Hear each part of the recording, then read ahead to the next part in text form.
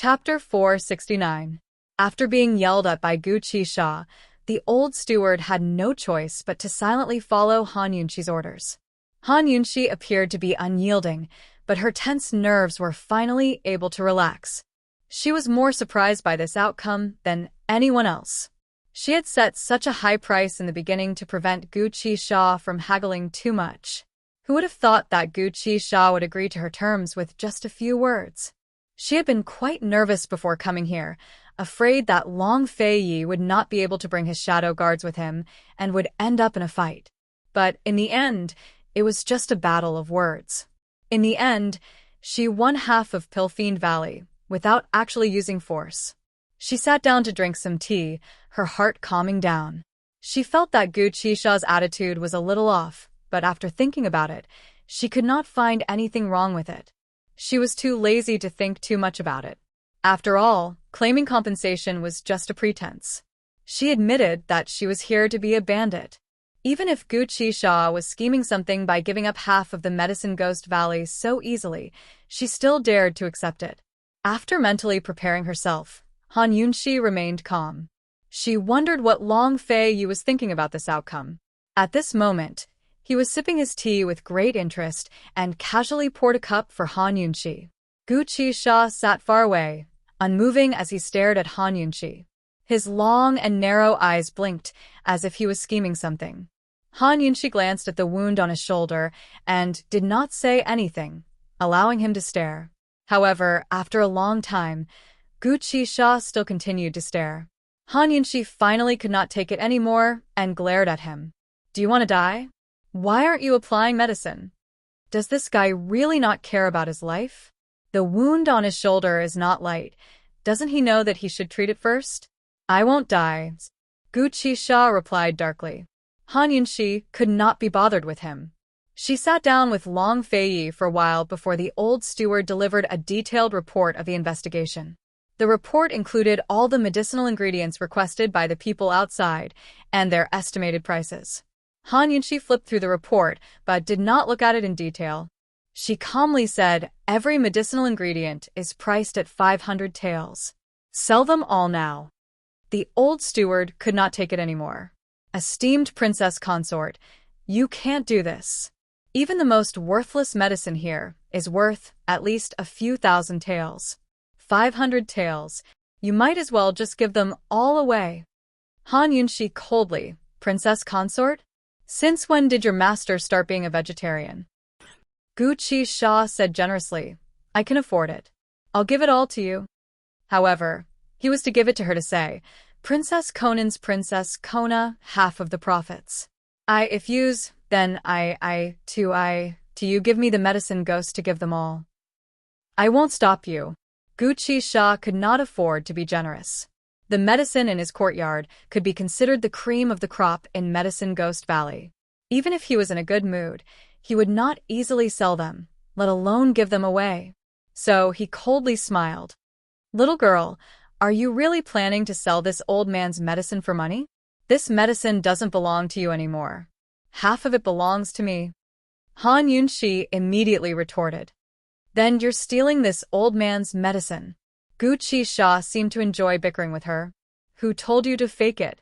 You're compensating me for it." Han Yunxi loudly retorted. "You keep saying that you want to save people, but you're selling medicine?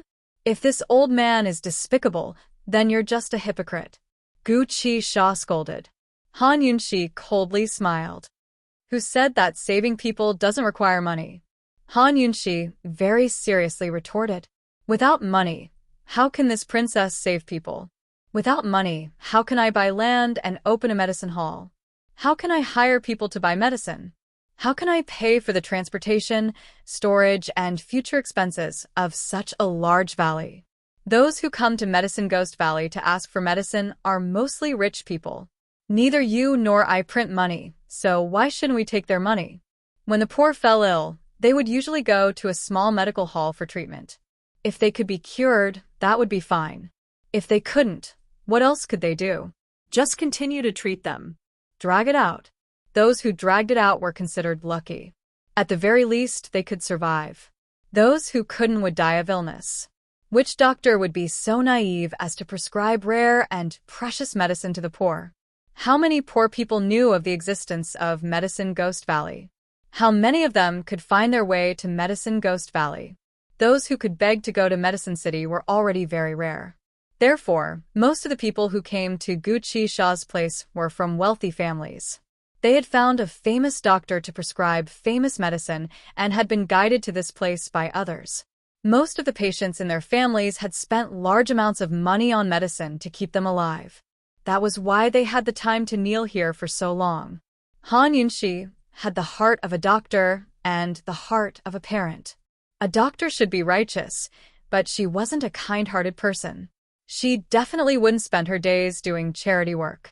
With her sharp eyes, she could tell that some of the people kneeling in the courtyard were hired to ask for medicine and not the actual family members of the patients. As for Guqi Shah, he grew his own medicine and carefully took care of the herbs he obtained from other places. If he sold them at a sky-high price, Han Yunxi wouldn't have anything to say and would just let him do whatever he wanted. However, this guy wasn't selling medicine at all. To put it bluntly, he was purposely hoarding medicine so that the patients would die. Han Yunxi couldn't stand this kind of thing. Even if she had to be a bandit, she would still sell the Medicine Ghost Valley's herbs. Guqi Shah didn't care what she wanted money for. He asked suspiciously, "You want to open a medicine hall?" Han Yunxi didn't answer, but looked towards Long Fei instead. "Your Highness, Qinxia has something to ask of you." "Ask him for help?" That's an interesting way to put it. "How are you planning to ask your lordship?" Long Fei asked. Han Yunxi was at a loss for words. She knitted her brows and looked at him. "Your Highness."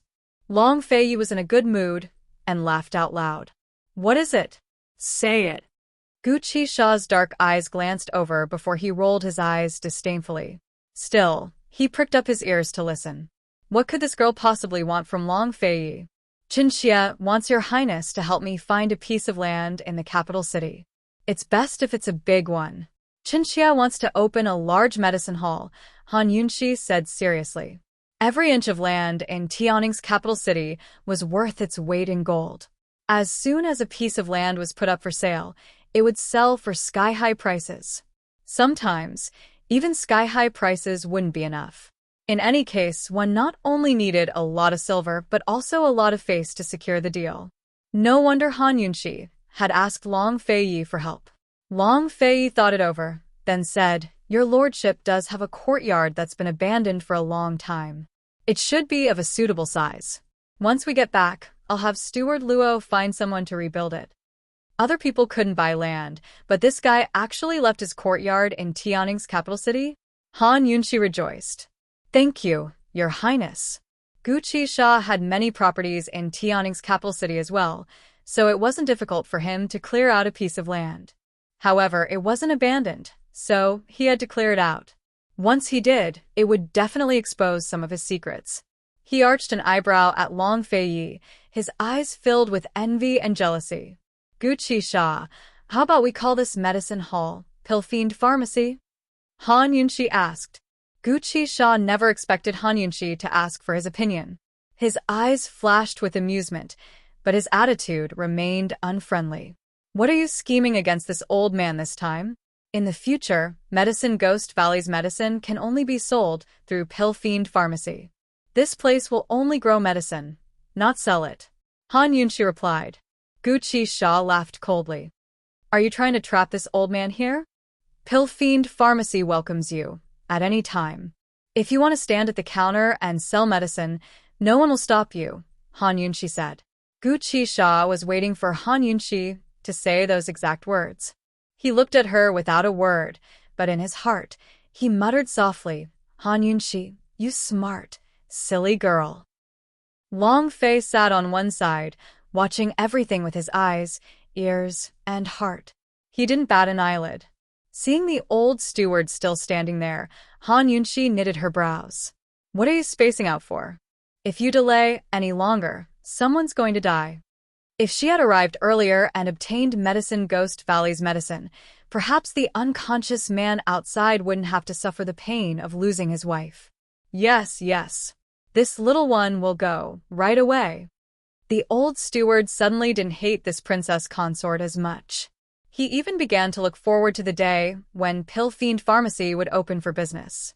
The old steward brought a group of people with him and carried a large pile of medicinal ingredients. Just as he left the courtyard, he heard a commotion outside. After a while, Han Yunxi and the rest heard all sorts of words of gratitude from inside the room. Han Yunxi had originally planned to leave, but she couldn't help staying a little longer. She walked into the courtyard and peeked through the crack in the door. She saw that the sad and mournful faces were filled with joy, hope, and joy. She couldn't help smiling as well. There were countless injuries and illnesses in this world, and there was no way to cure all of them.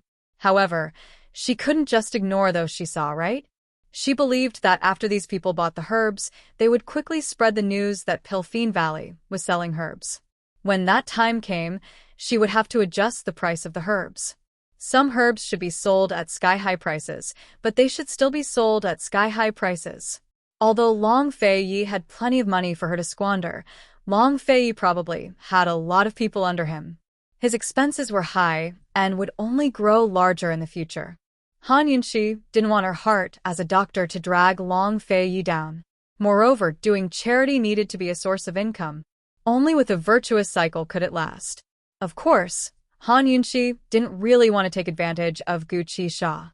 She planned to wait until Pill Fiend Pharmacy was completed before asking Gu for help. She would have him persuade Mu Ling to come to Pill Fiend Pharmacy. After that, she would split the money with Mu Ling as her commission. From what she knew, Mu Ling was still being hunted down by Medicine City's Council of Elders because of what happened at the Empress Dowager's birthday banquet. From time to time, people would go to the Mu residence to ask for her.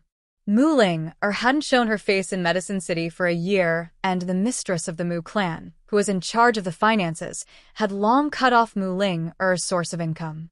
She really didn't know what that girl had been doing for the past year, and how she had survived. Thinking up to here, Han Yunxi recalled how Mu Ling had stopped the carriage and cursed at her. She had no way of explaining this misunderstanding to Mu Ling, so she could only rely on Gu. Seeing Han Yunxi smile so happily, Gu Qixia grinned as well. What medicinal ingredients, what silver, what amount of compensation, none of that mattered to him anymore.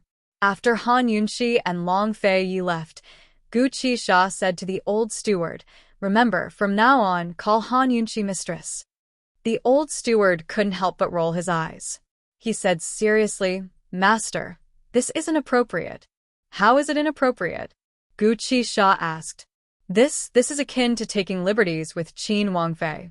The old steward was very honest.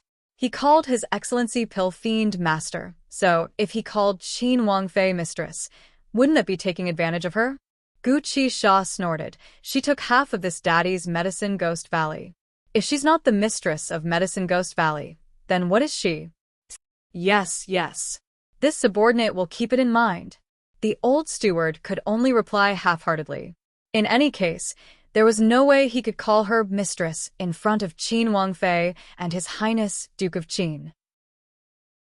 Chapter 470. By the time Han Yunxi and Long Fei Yi left Medicine Ghost Valley, it was already daybreak. Han Yunxi didn't catch up on sleep after a sleepless night.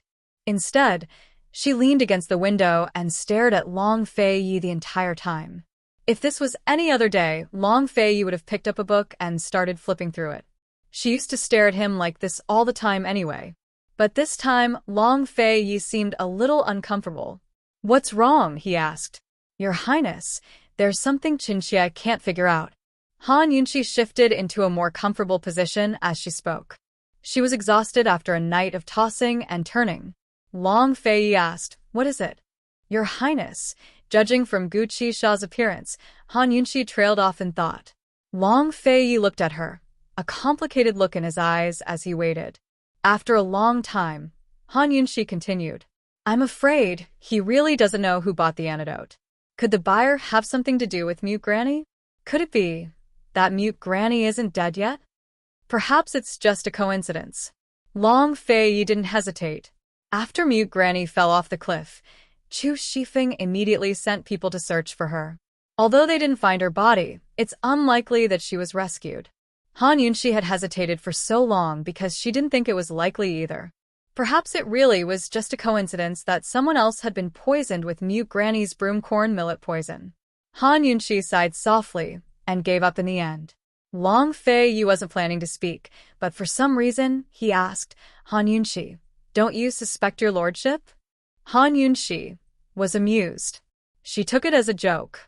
If Chinchia suspects your highness, will your highness admit it? Long Fei Yi's heart ached for her as he looked at her innocent smile. He had seen this woman's infatuated expression countless times, but this was the first time he saw her foolishness. Han Yunxi, you're such a smart and foolish girl. Since I lied to you, no matter what, I will lie to you for the rest of my life. Long Fei Yi scooped Han Yunxi into his arms and hugged her tightly. His voice was as firm as Gu Qisha's. Even if you beat me to death, I won't admit it. Han Yunxi burst out laughing. She really didn't think too much about it. She was a pure and resolute person. If she chose to believe, she would not doubt. Once she doubted, she would no longer believe. After a long while, Han Yunxi finally spoke. Your Highness, if you dare to lie to me, I'll treat it as 100 times and never believe you again. Qin Wangfei, are you warning me? Long Fei Yi's hot, threatening breath brushed against Han Yunxi's shoulders. Han Yunxi immediately shrank back, but she still replied stubbornly, yes. Long Fei Yi didn't speak, but lowered his head to plant a deep kiss on her neck. After a long time, he finally let go. Your lordship will remember. Han Yunxi wilted. She didn't dare to banter with him anymore and changed the topic. Your Highness, Chinchia is planning to open a chain of pharmacies for Pill Fiend Pharmacy. Chain? This was the first time Long Fei Yi had heard of such a thing. It means opening branch stores. Once we open the first one in the capital, we'll start opening branches in the larger counties and counties.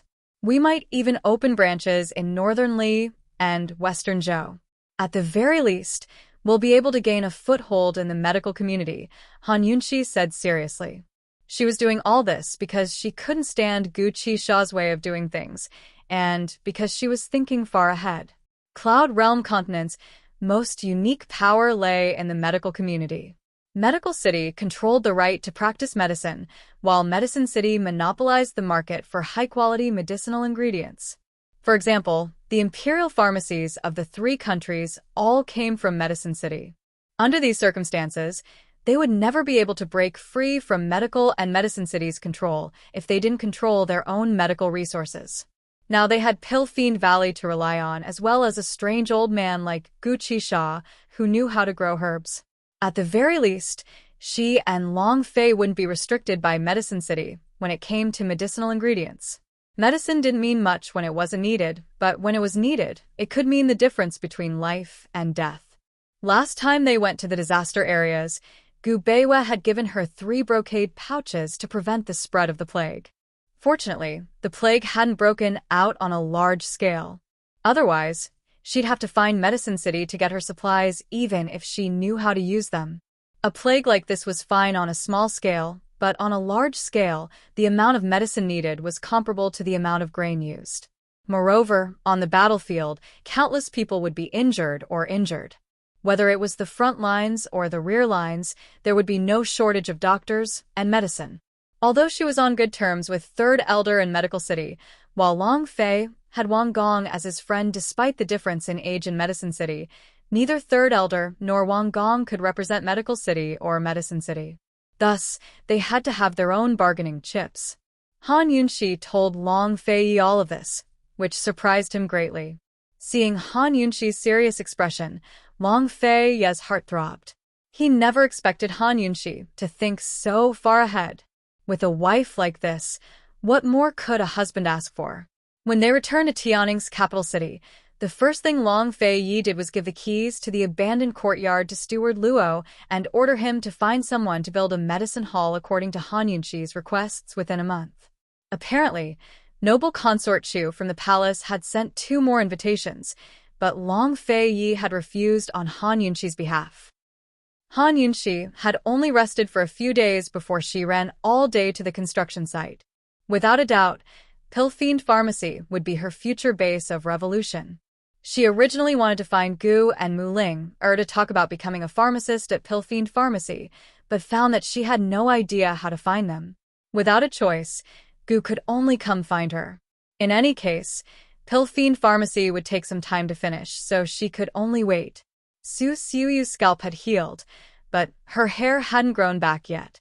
Her buzz cut made her look like a tomboy. She moved back to the leisurely cloud pavilion and stuck to Han Yunxi even more than before. She followed Han Yunxi to the construction site every day. Long Fei Ye's second order of business was to have Chu Shifeng investigate the grudges between Gu Qisha and Medical City. Despite his busy schedule, Chu Shifeng didn't forget one thing. Last time, esteemed Wang Fei had invited Gu inside. Had His Highness Duke of Qin forgotten? Wasn't he going to settle accounts with esteemed Wang Fei? Of course, Chu Shifeng didn't have the guts to ask. He only assumed that His Highness had forgotten about the matter. Today, as soon as Han Yunxi returned, Bailey Mingxiang sent Su Xiuyu away and said in a low voice, "Esteemed Wang Fei, this servant found something that might belong to little you." As she spoke, she took out a small pouch from her sleeve. Han Yunxi opened it and saw a bunch of rainbow-colored beads inside. They looked very much like signal flares. Where did they come from? Han Yunxi asked. They came from the banyan tree behind the leisurely cloud pavilion. There's a small hole in the tree, Bailey Mingxiang replied honestly. Han Yunxi pondered over it for a long time, but couldn't figure out how to use them. She quickly handed them over to Long Fei Yi. Bailey Mingxiang stopped at the entrance to his sleeping quarters. Han Yunxi didn't notice, but hurried into the study. She discovered that Long Fei Yi had fallen asleep on his desk. A few secret missives were strewn across the surface, some of which had been read while others were still unopened. No matter how urgent the matter was, Han Yunxi didn't panic at the sight. Fine, her heart ached. She sat quietly on one side, afraid to wake Long Fei Yi. He told her to rest every day, but he was so tired himself. Han Yunxi waited until night fell. Long Fei Ye's sleeping quarters were filled with stones. It was already cold, but at night it was even colder. Han Yunxi was the mistress of the house. She easily found Long Fei Ye's cloak in the bedroom and wanted to put it on him. Who knew that just as she approached, Long Fei Yi would wake up and choke her without any explanation. Han Yunxi didn't expect this and was stunned.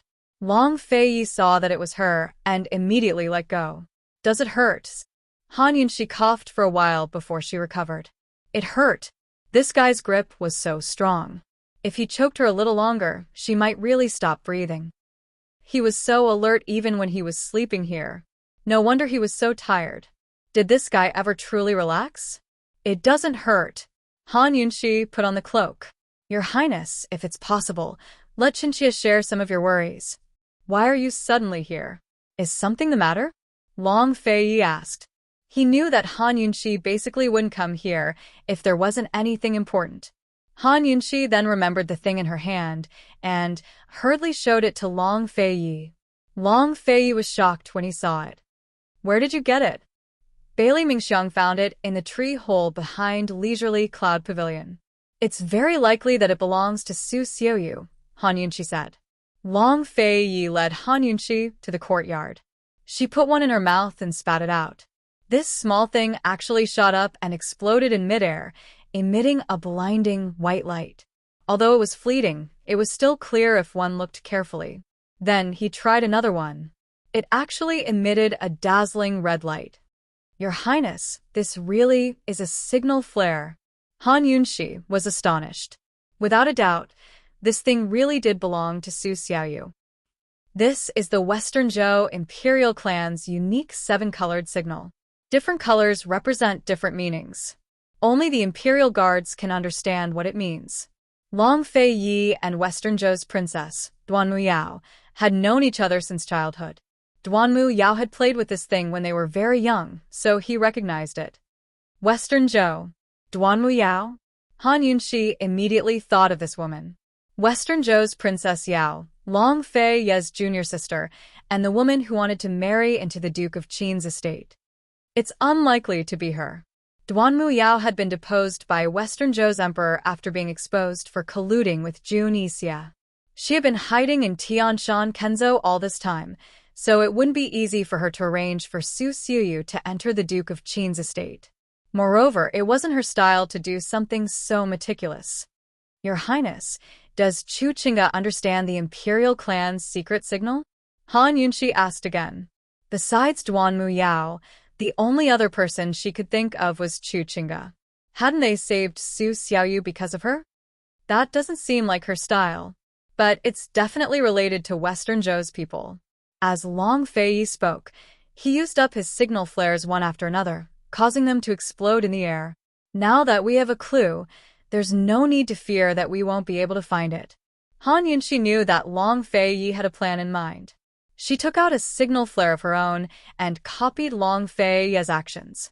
Unfortunately, she didn't have any internal energy, so she couldn't detonate it. At this moment, a tall white figure stood on a rooftop not too far away from the Duke of Qin's estate. He looked in the direction of the Duke of Qin's estate, his dark eyes reflecting the flashes of light. After a while, Ning Jing returned to the air above the Duke of Qin's estate. He muttered, "The Nether clan has finally come." Chapter 471. The moonlight was like a dream, and his white robes were whiter than snow. A clear aura emanated from the white-robed man's body, clear and untainted. His eyes were peaceful and serene, always gentle and quiet. When he looked in the direction of the Duke of Qin's estate, his gaze was filled with pity. He stood there for a long time. By the time the Duke of Qin's estate regained its peace and quiet, there were no more fireworks in the air, but he still didn't leave. It was as if his mind had wandered off, or he was thinking about something else. Or maybe he was just lingering around and forgetting to leave. Finally, he heard the sounds of the Duke of Qin's night guards patrolling the area. With a soft sigh, he vanished into thin air. Since the Nether clan had already found their way to the Duke of Qin's estate, it was time for him to pay a visit to an old friend he hadn't seen in years. Night in the capital city was solemn and silent. The white-robed man flitted through the shadows of the streets and alleys that Su Xiuyu had walked through before. Chu Tiannin's hideout in Tianning's capital city was hidden within the alleys and streets of the city. Currently, he was still awake, playing with an exquisitely crafted crossbow in the courtyard. "It's so late, but you're still up. It looks like my arrival doesn't count as a disturbance." The white-robed man's voice reached Chu Tiannin before he arrived. Chu Tiannin was so alarmed that he almost dropped the crossbow in his hands. He rose to his feet and scanned his surroundings, but didn't see a single person. But he knew it was the white-robed man from the Shadow Clan. "Still not coming out? I've looked for you at least 10 times. Why haven't I seen you?" Chu Tiannin demanded.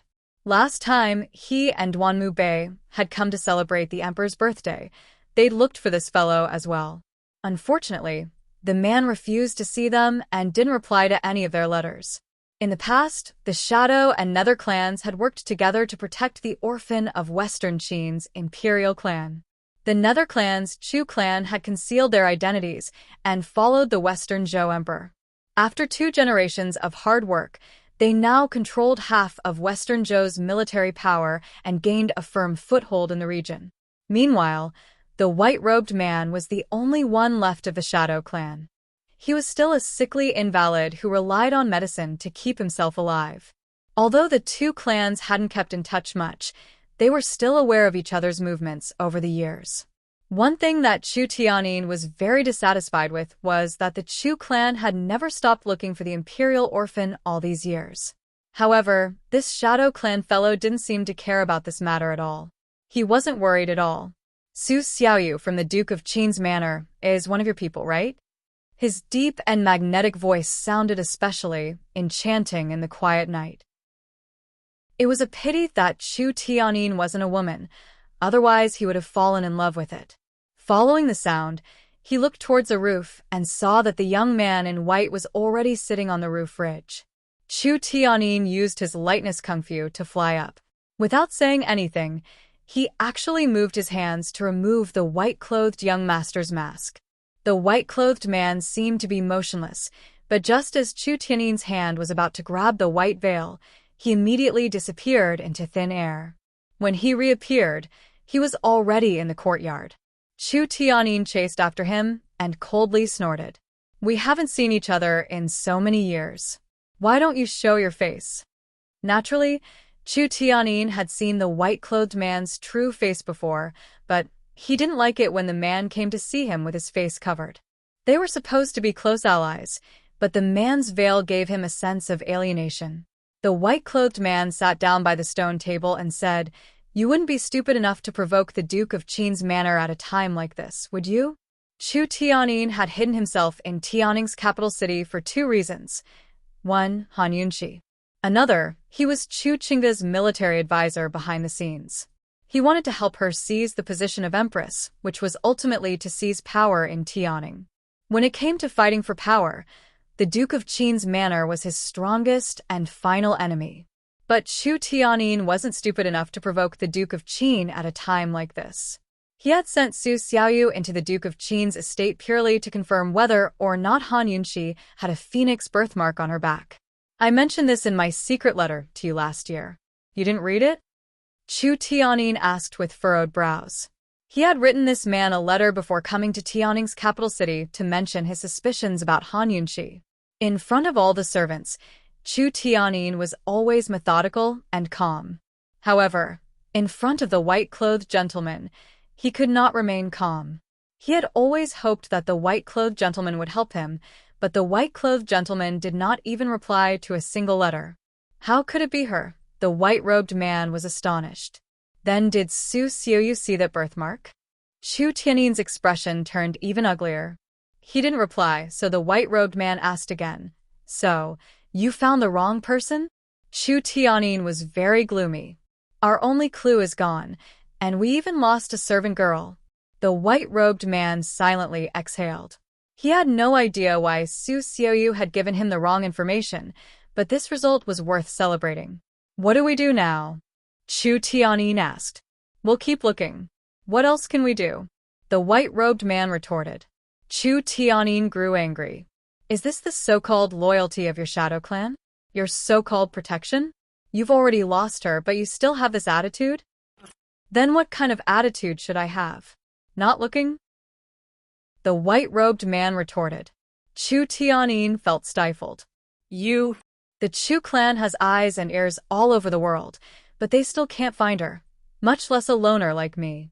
Eldest Sir Chu, I only came tonight to give you a warning.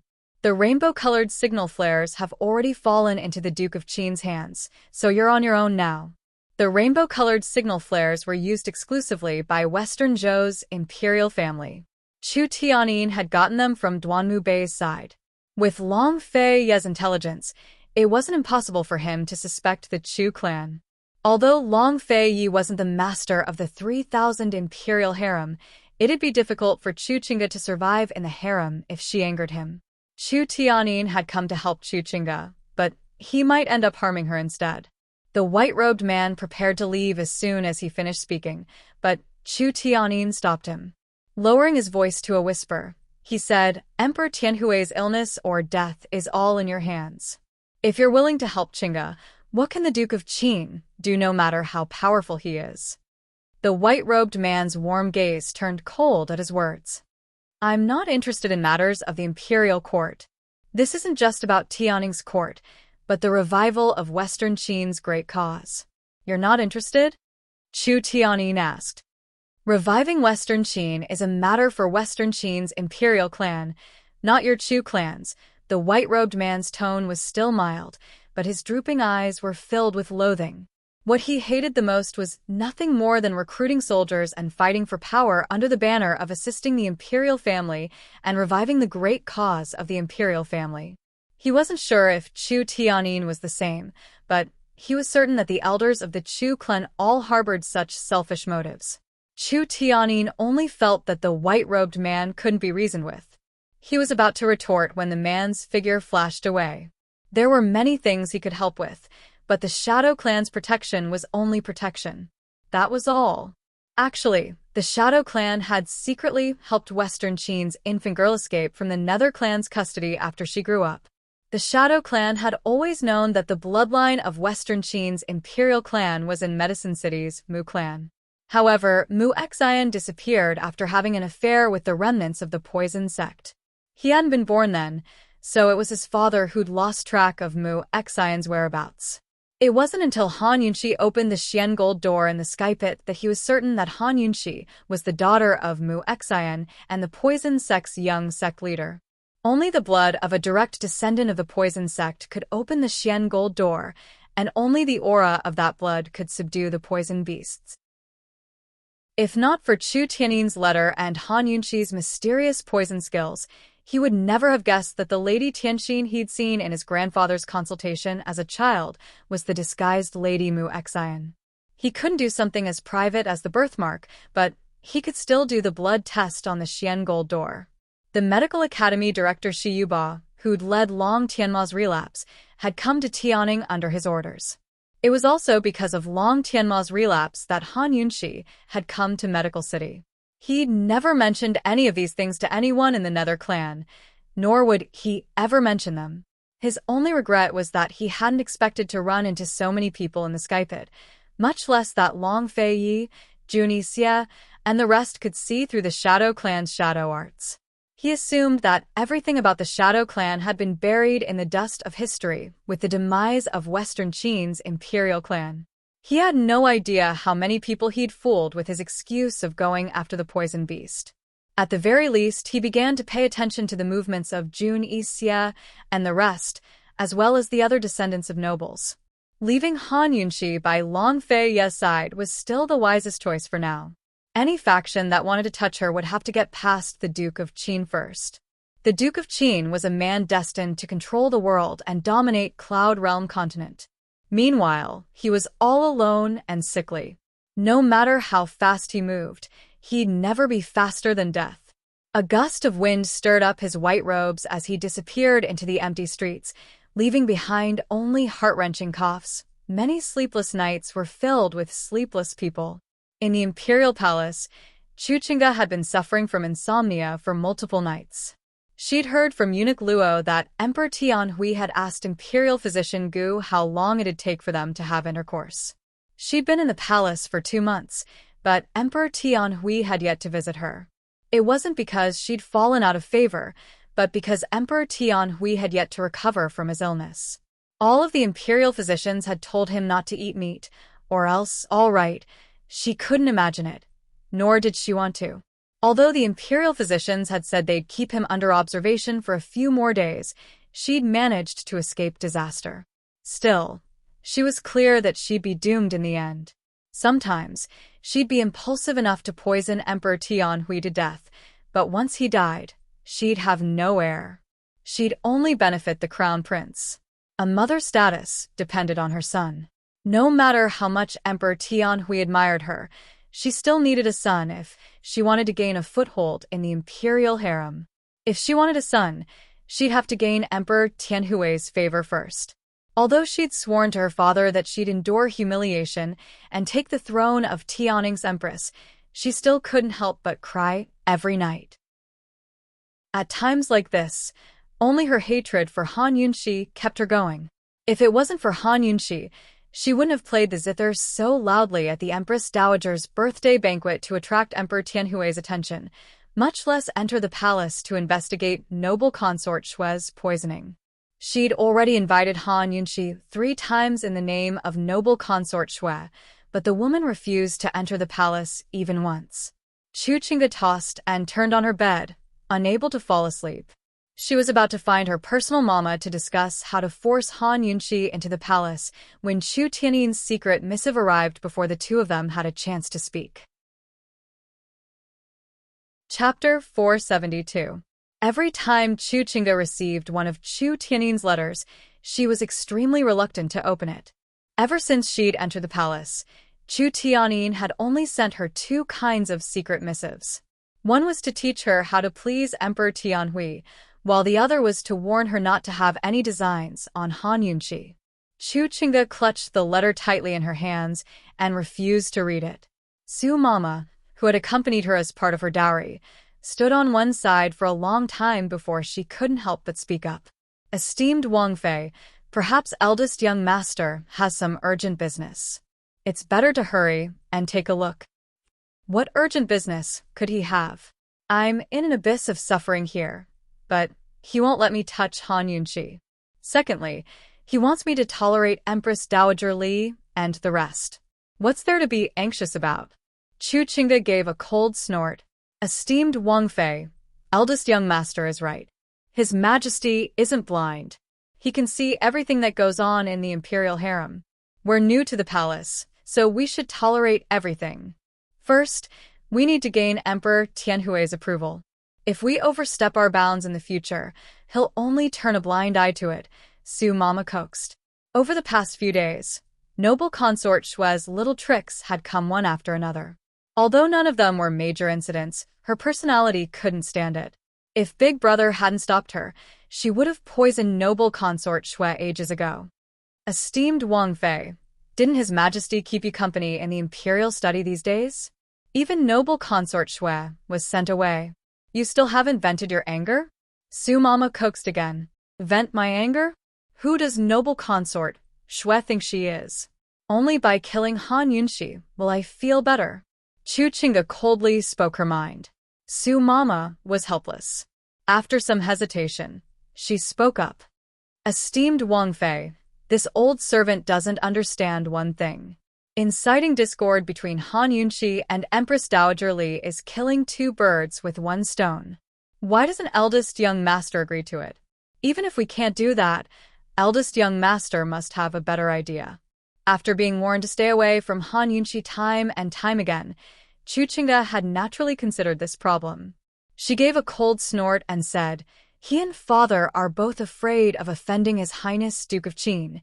Qin Mama didn't know what to say at esteemed noble consort's attitude. Although imperial consort Nyang Nyang liked the Duke of Qin, she couldn't downplay her own prestige like this. Nyang Nyang, it's better to take a look at the secret letter. Su Mama advised again. In the end, Chu Qingde obediently opened the letter. If Big Brother really had urgent business, she wouldn't be able to bear the responsibility. But Chu Qingde only grinned from ear to ear as soon as she read the letter. Wonderful. This is great. Big Brother finally understood. Her brother's secret letter actually told her to calm down and not to invite Han Yunxi into the palace in the near future. He had his own ways to sow discord between Empress Dowager Li and Han Yunxi. Su Mama was in disbelief. She took the secret letter and read it. It was true.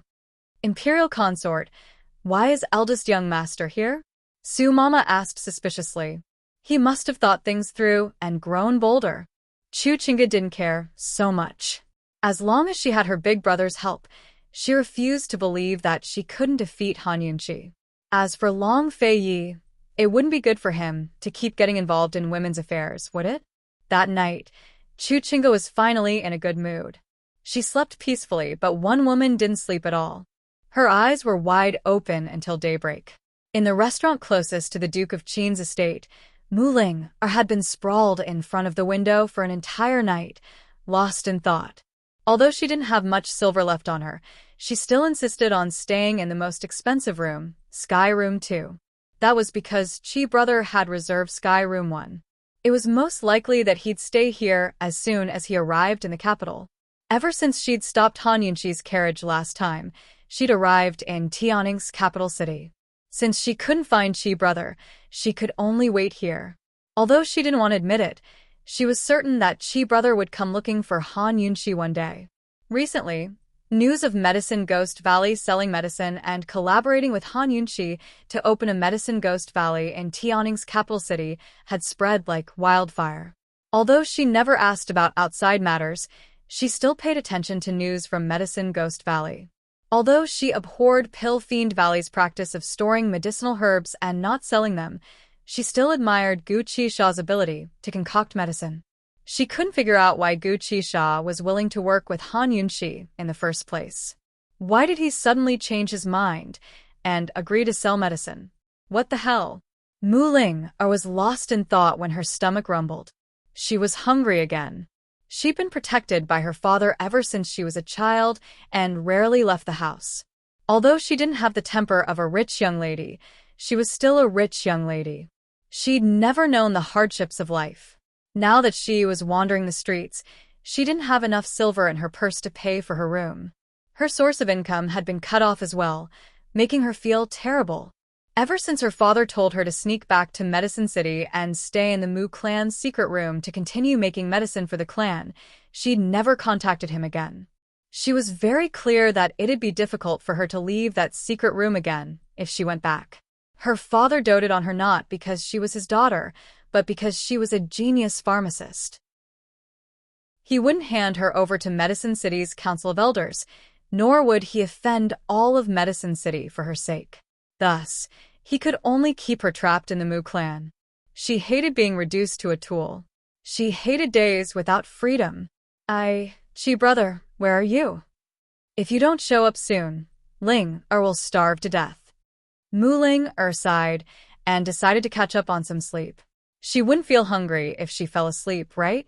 She also needed to save money to pay for her room. Some people couldn't sleep, while others stayed up all night. However, Han Yunxi slept all the way until dawn. The matter of the rainbow signal flare was left to Long Fei Yi to investigate.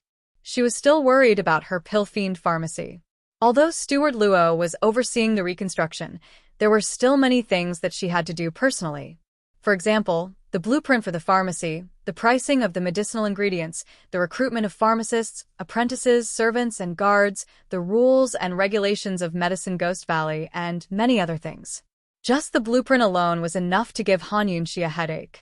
It involved the appearance of the pharmacy, the storehouse, and so on. She had to carefully consider everything before starting work. After all, she didn't just want to store half of the ingredients, she wanted to store high-quality ones. The higher quality the ingredients, the more expensive they were. Thus, the requirements for the storage environment were very high. Han Yunxi had a lot of good medicinal ingredients on hand. She threw all of them into the detoxification system for automatic storage. She didn't need to think so much before, but now that she had to deal with so many things, she was a little overwhelmed. There were a few times when she was so tired that she thought of stealing all of Gu Qisha's medicinal ingredients into her detoxification system. However, it was just a thought. She originally wanted to find Gu Qisha to discuss it with her, but after thinking about it, she realized that he wasn't reliable. Unfortunately, she couldn't find Gu Beiwe and Mu Ling so she could only ask Gu Beiwe for help. Today was the day that Gu Beiwe came to the Han family's clinic in the eastern part of the city. Han Yunxi woke up early and went to the eastern part of the city to help out. 7th Madam, Yi and Chen Xiang hadn't seen her for a long time and were chatting nonstop. Gu Beiwe, on the other hand, came in and bowed to her before getting busy. He saw more than 50 patients in one day. It was already dark and dinner was ready, but he still couldn't get away. Esteemed Wang Fei, Imperial Physician Gu will tire himself out. Tell him to stop, Madame Helian said seriously. Madame Helian was the Han family's 7th Madam, Helian Zuexiang. She was the only concubine in the Han family now. As Yi grew older, everyone started calling her Madam. She lived up to the title of Madam.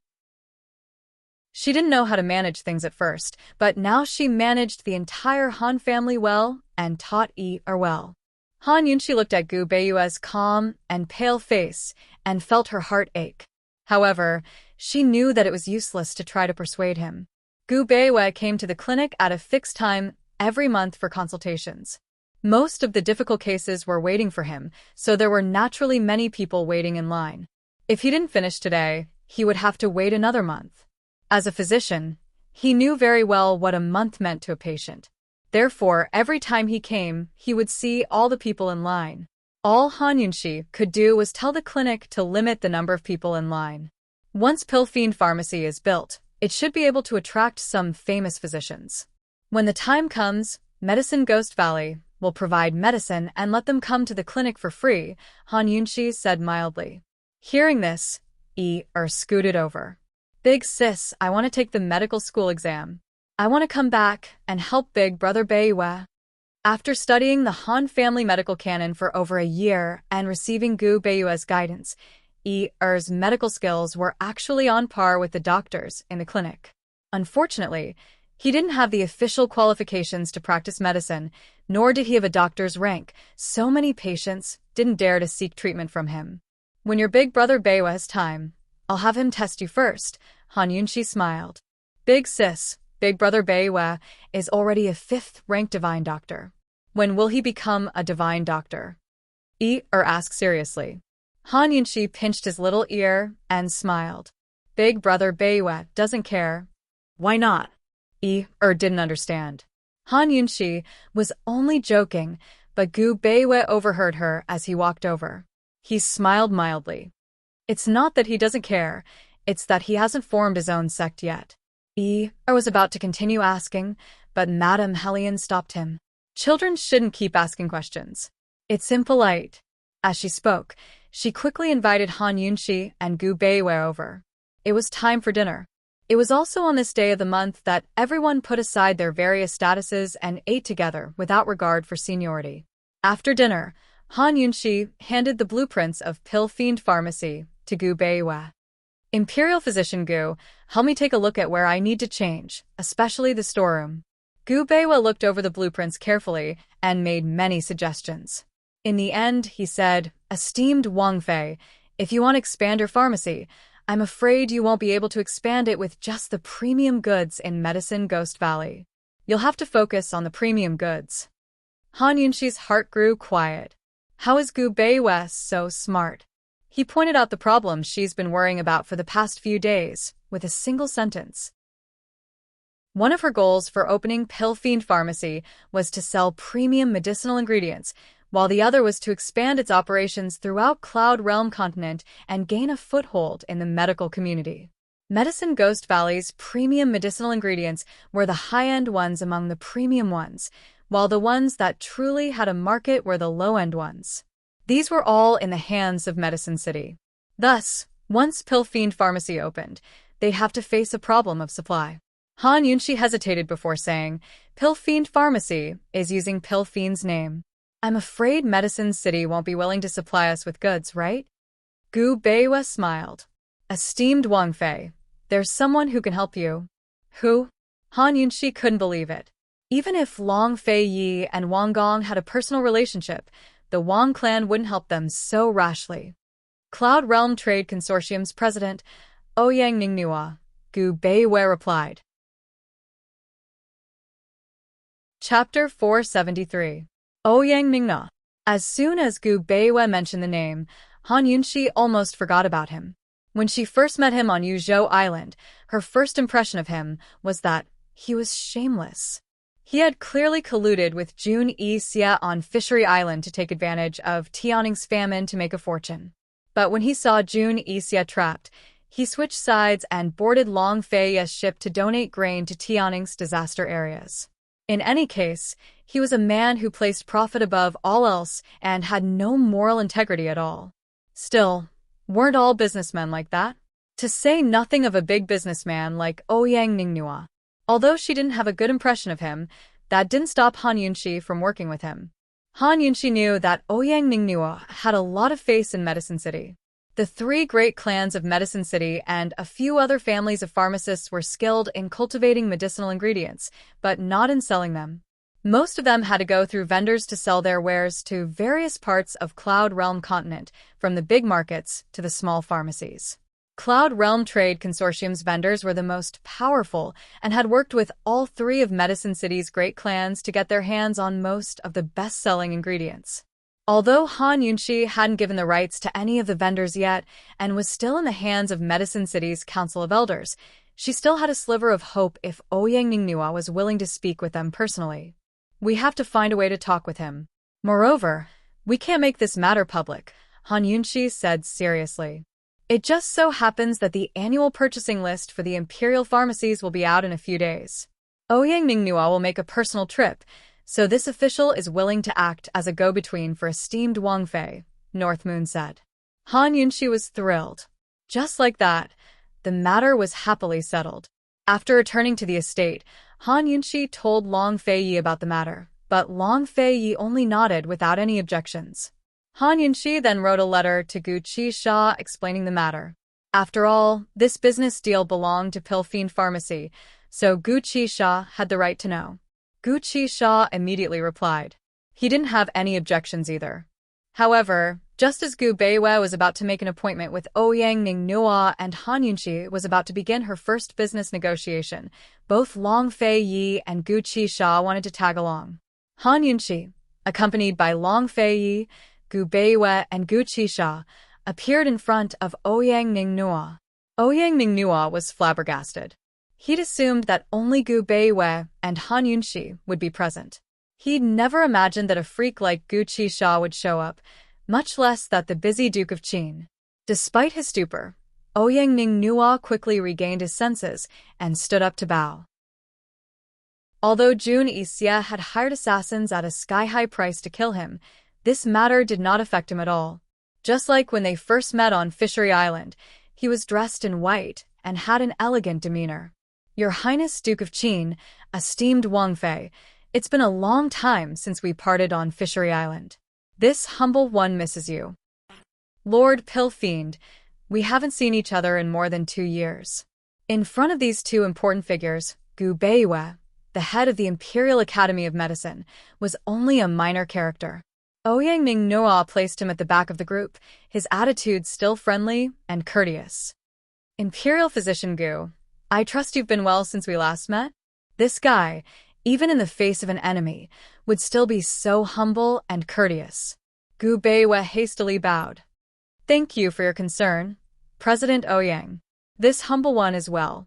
Long Fei Yi and Han Yunxi clearly didn't like this and only nodded in response.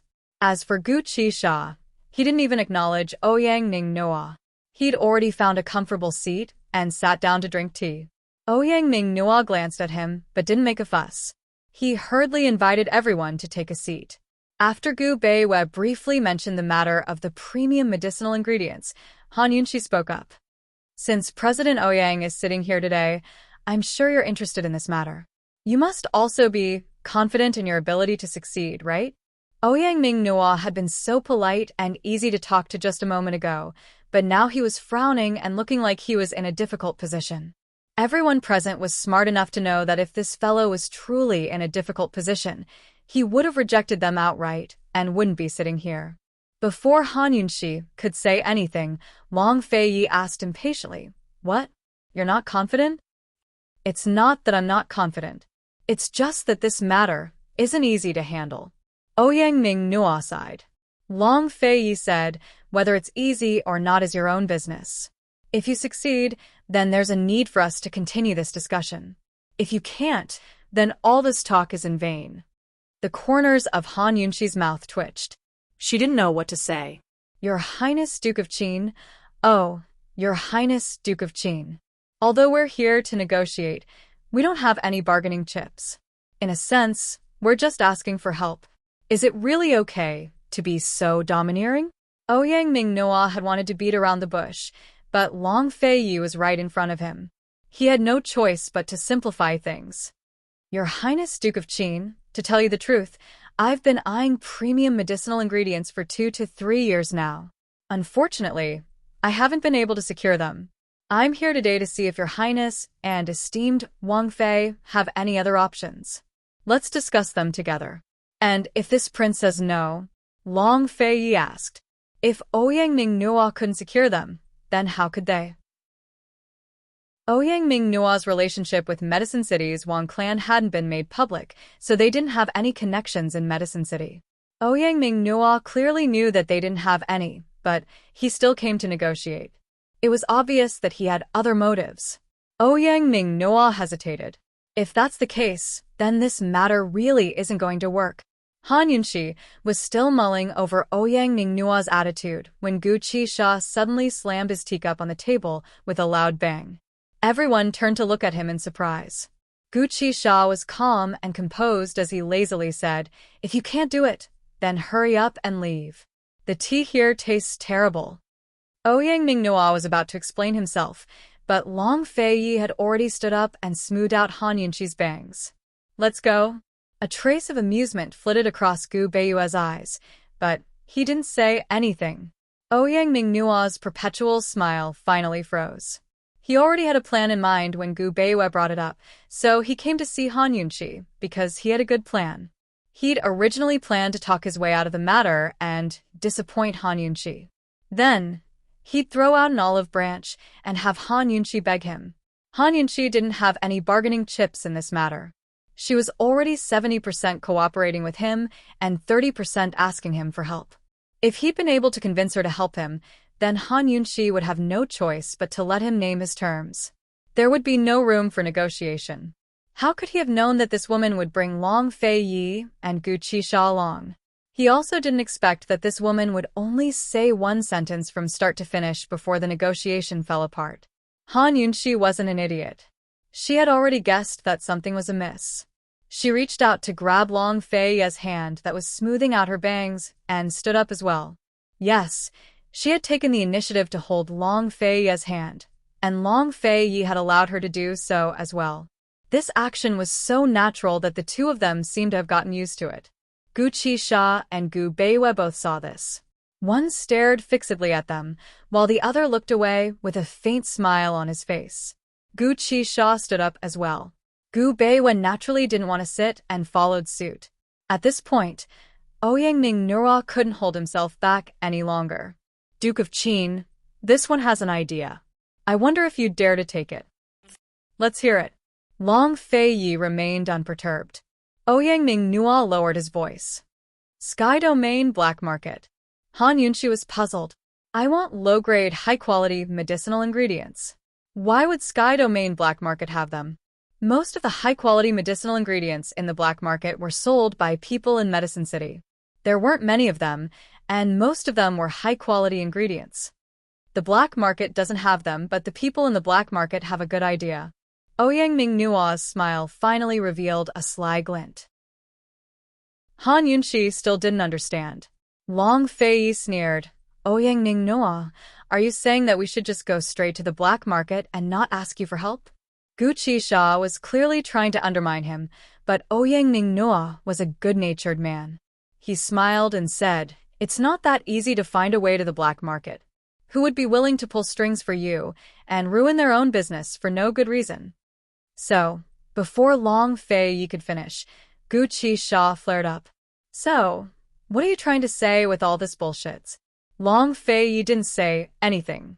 Han Yunqi and Gu Beiwei also fell silent.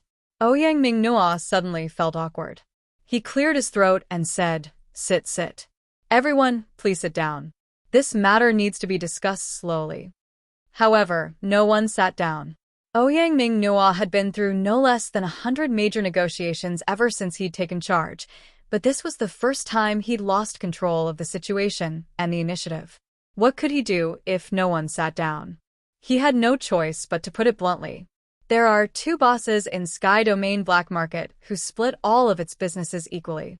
One of them is called Zhongsun Zilin, and he's a meticulous demon. All of Sky Domain Black Market's business is under his control. He works with the young masters of Medicine City's 3 great clans all year round to inflate the prices of medicinal ingredients and swindle buyers. If we can take him down, we'll have something to use against the 3 great clans. Then we won't have to worry about not having enough bargaining chips to negotiate with them. Han Yunqi laughed. So, your so-called path is to use underhanded means to take advantage of underhanded means. The 3 big medicine families were all big families. Although they had a lot of people and a lot of businesses, the ones who were able to sell top-grade medicines in the Qingyun realm's black market had to be the young masters of their families with extremely high social status.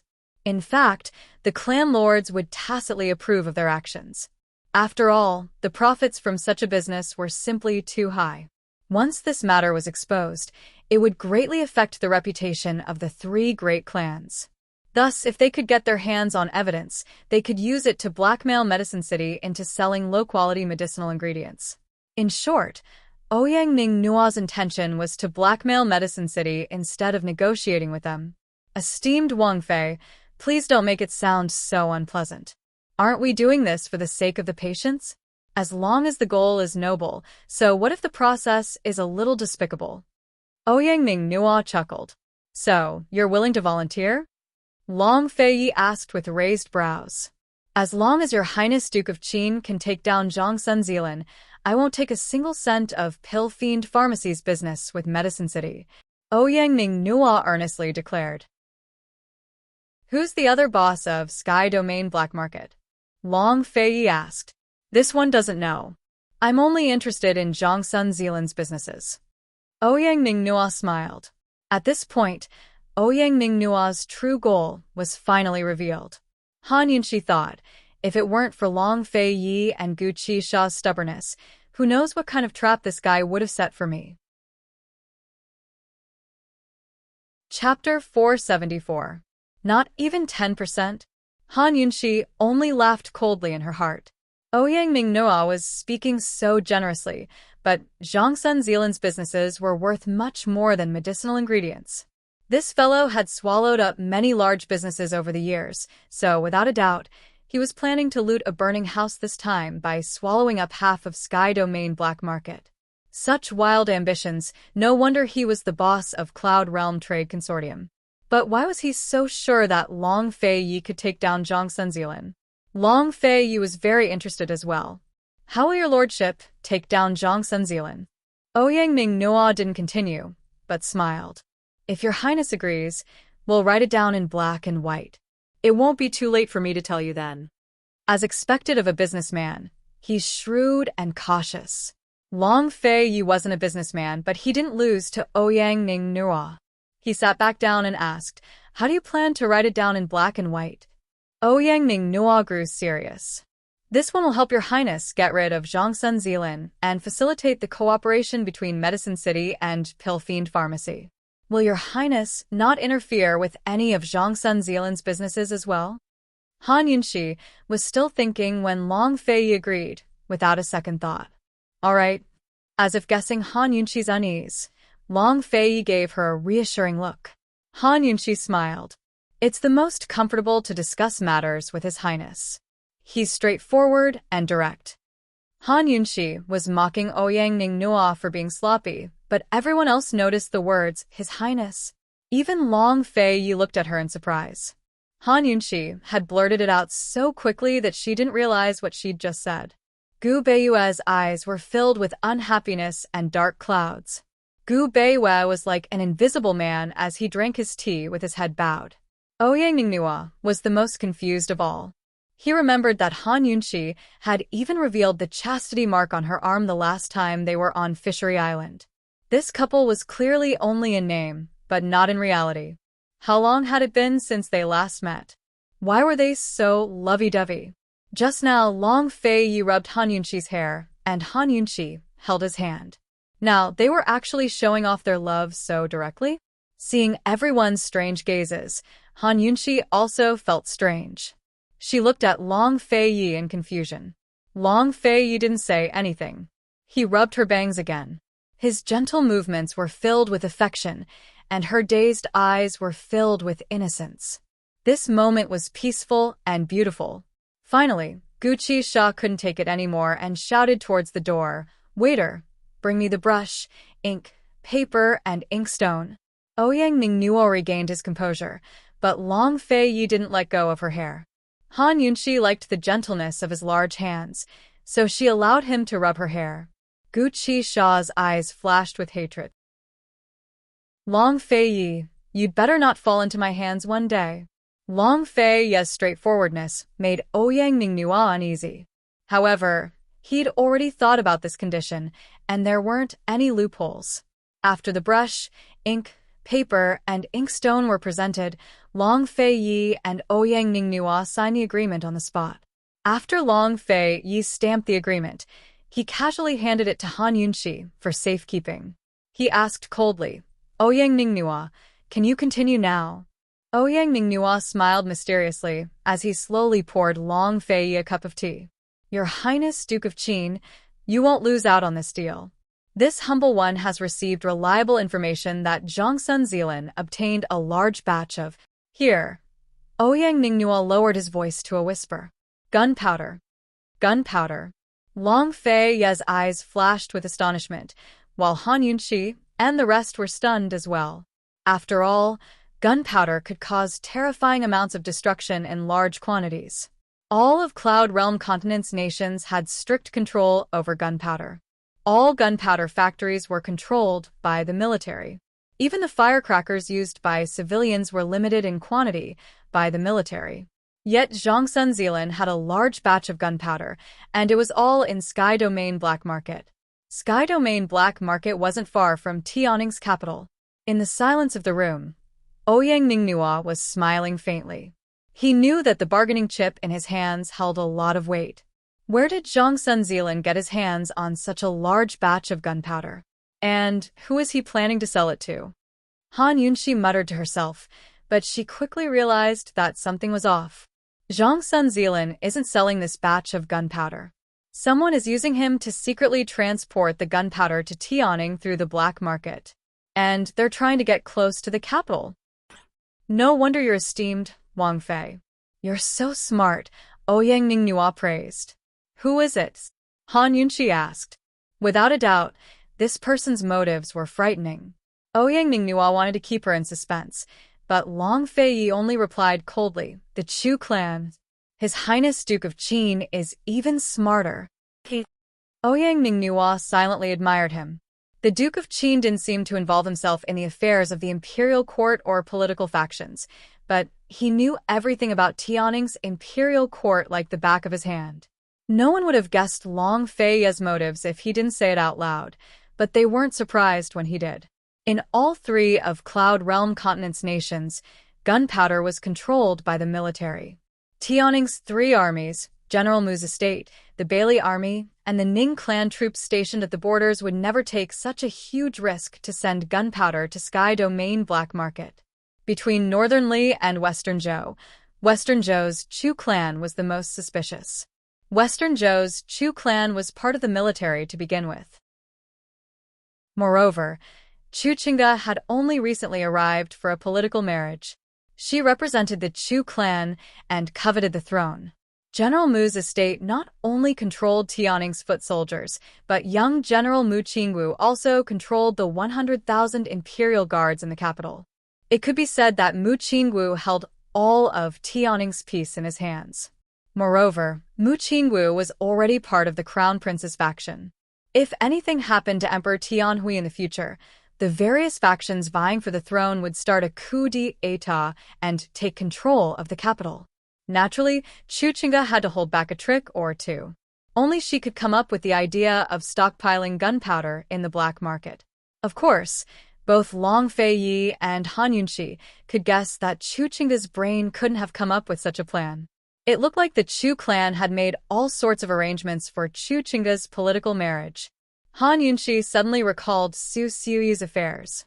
She wondered if Long Feiyi had found out anything recently, but it wasn't appropriate to ask in front of outsiders. Your Highness Duke of Qin, this one's information is quite valuable, isn't it? Ouyang Ningnua smiled.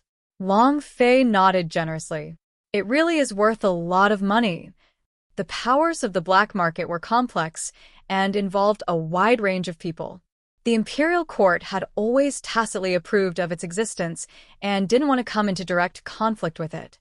But Emperor Tianhui wouldn't tolerate a secret stash of gunpowder that threatened the safety of the capital no matter how wide the implications were. He wouldn't leave the matter at that. Things were settled just like that. Ouyang Ningnua's information couldn't be false. Han Yunxi and the rest were just lacking proof. After returning, Han Yunxi and Long Feiyi immediately prepared to head for Sky Domain Black Market. But before they left, they saw Gu Qisha sitting by the gates of the Duke of Qin's estate. Aren't you going to leave? Han Yunxi asked in bewilderment. Everyone had dispersed after leaving the tea house, so she assumed he'd gone back to Medicine Ghost Valley. Before Gu Qisha could answer, Long Feiyi pulled Han Yunxi onto the carriage. Gu Qisha mounted the horse and said, "This old man owns half of Pill Fiend Pharmacy, so of course I have to take care of its business." Did Han Yunxi gain or lose by taking half of Medicine Ghost Valley? Long Feiyi's eyes flickered with displeasure, but he didn't say a word. Ever since their last trip to Medicine Ghost Valley, he'd grown more tolerant of Gu Qisha. Han Yunxi could tell, but she still didn't understand this man. Whenever he became tolerant of someone or something, it meant he was plotting something. Of course, she was an exception. Just like that, Gu Qixia chased after Long Fei Yi and Han Yunxi's carriage out of the city. After passing through the fields outside the city, the carriage had just entered the forest when the sounds of an intense battle could be heard. When it came to meddling in other people's business, Long Fei Yi and Gu Qixia had something in common. Neither of them liked to meddle in other people's business, so even though the sound of battle was very close, they pretended not to hear it and continued forward. But who knew that not long after, a clear voice would ring out from behind them. "You 5 big men are bullying a weak woman like me. Aren't you ashamed? If you have the ability, come one by one and fight me one-on-one." Han Yunxi was alarmed. "Stop the carriage. Stop the carriage." Gu Qixia also stopped his horse and turned around to look. He saw a petite figure roll out of the forest and onto the road, followed by 5 burly men. Each of them held a large saber in their hands, and they were dressed like bandits. They quickly surrounded the woman, and one of them laughed lecherously. "One by one? All right, brothers, who's going to take her first?" Pay. Disgusting. The woman spat saliva all over the burly man's face. The burly man angrily swung his saber at her, and the other 4 men followed suit. Although the 5 brothers looked burly, their movements were not clumsy at all. Their sabers were not slashing randomly either, but they had their own set of moves. It was obvious that their martial arts were not bad. The woman also knew some martial arts, but she was no match for the 5 of them at once. After few moves, she could only dodge and did not even have the chance to take the initiative to attack. Soon, the encirclement became smaller and smaller, and the woman had nowhere to run. On the other side, Long Fei Yi sat in his carriage and lifted the curtain, watching with a cold face. Gu Qixia was still sitting on his horse, watching from the sidelines. Only Han Yunxi was anxious, very anxious. This was because the woman was none other than Mu Ling. "Your Highness, swords have no eyes. Hurry up and save her." Han Yunxi anxiously tugged at Long Fei Yi's sleeve. Long Fei Yi only had 2 impressions of Mu Ling.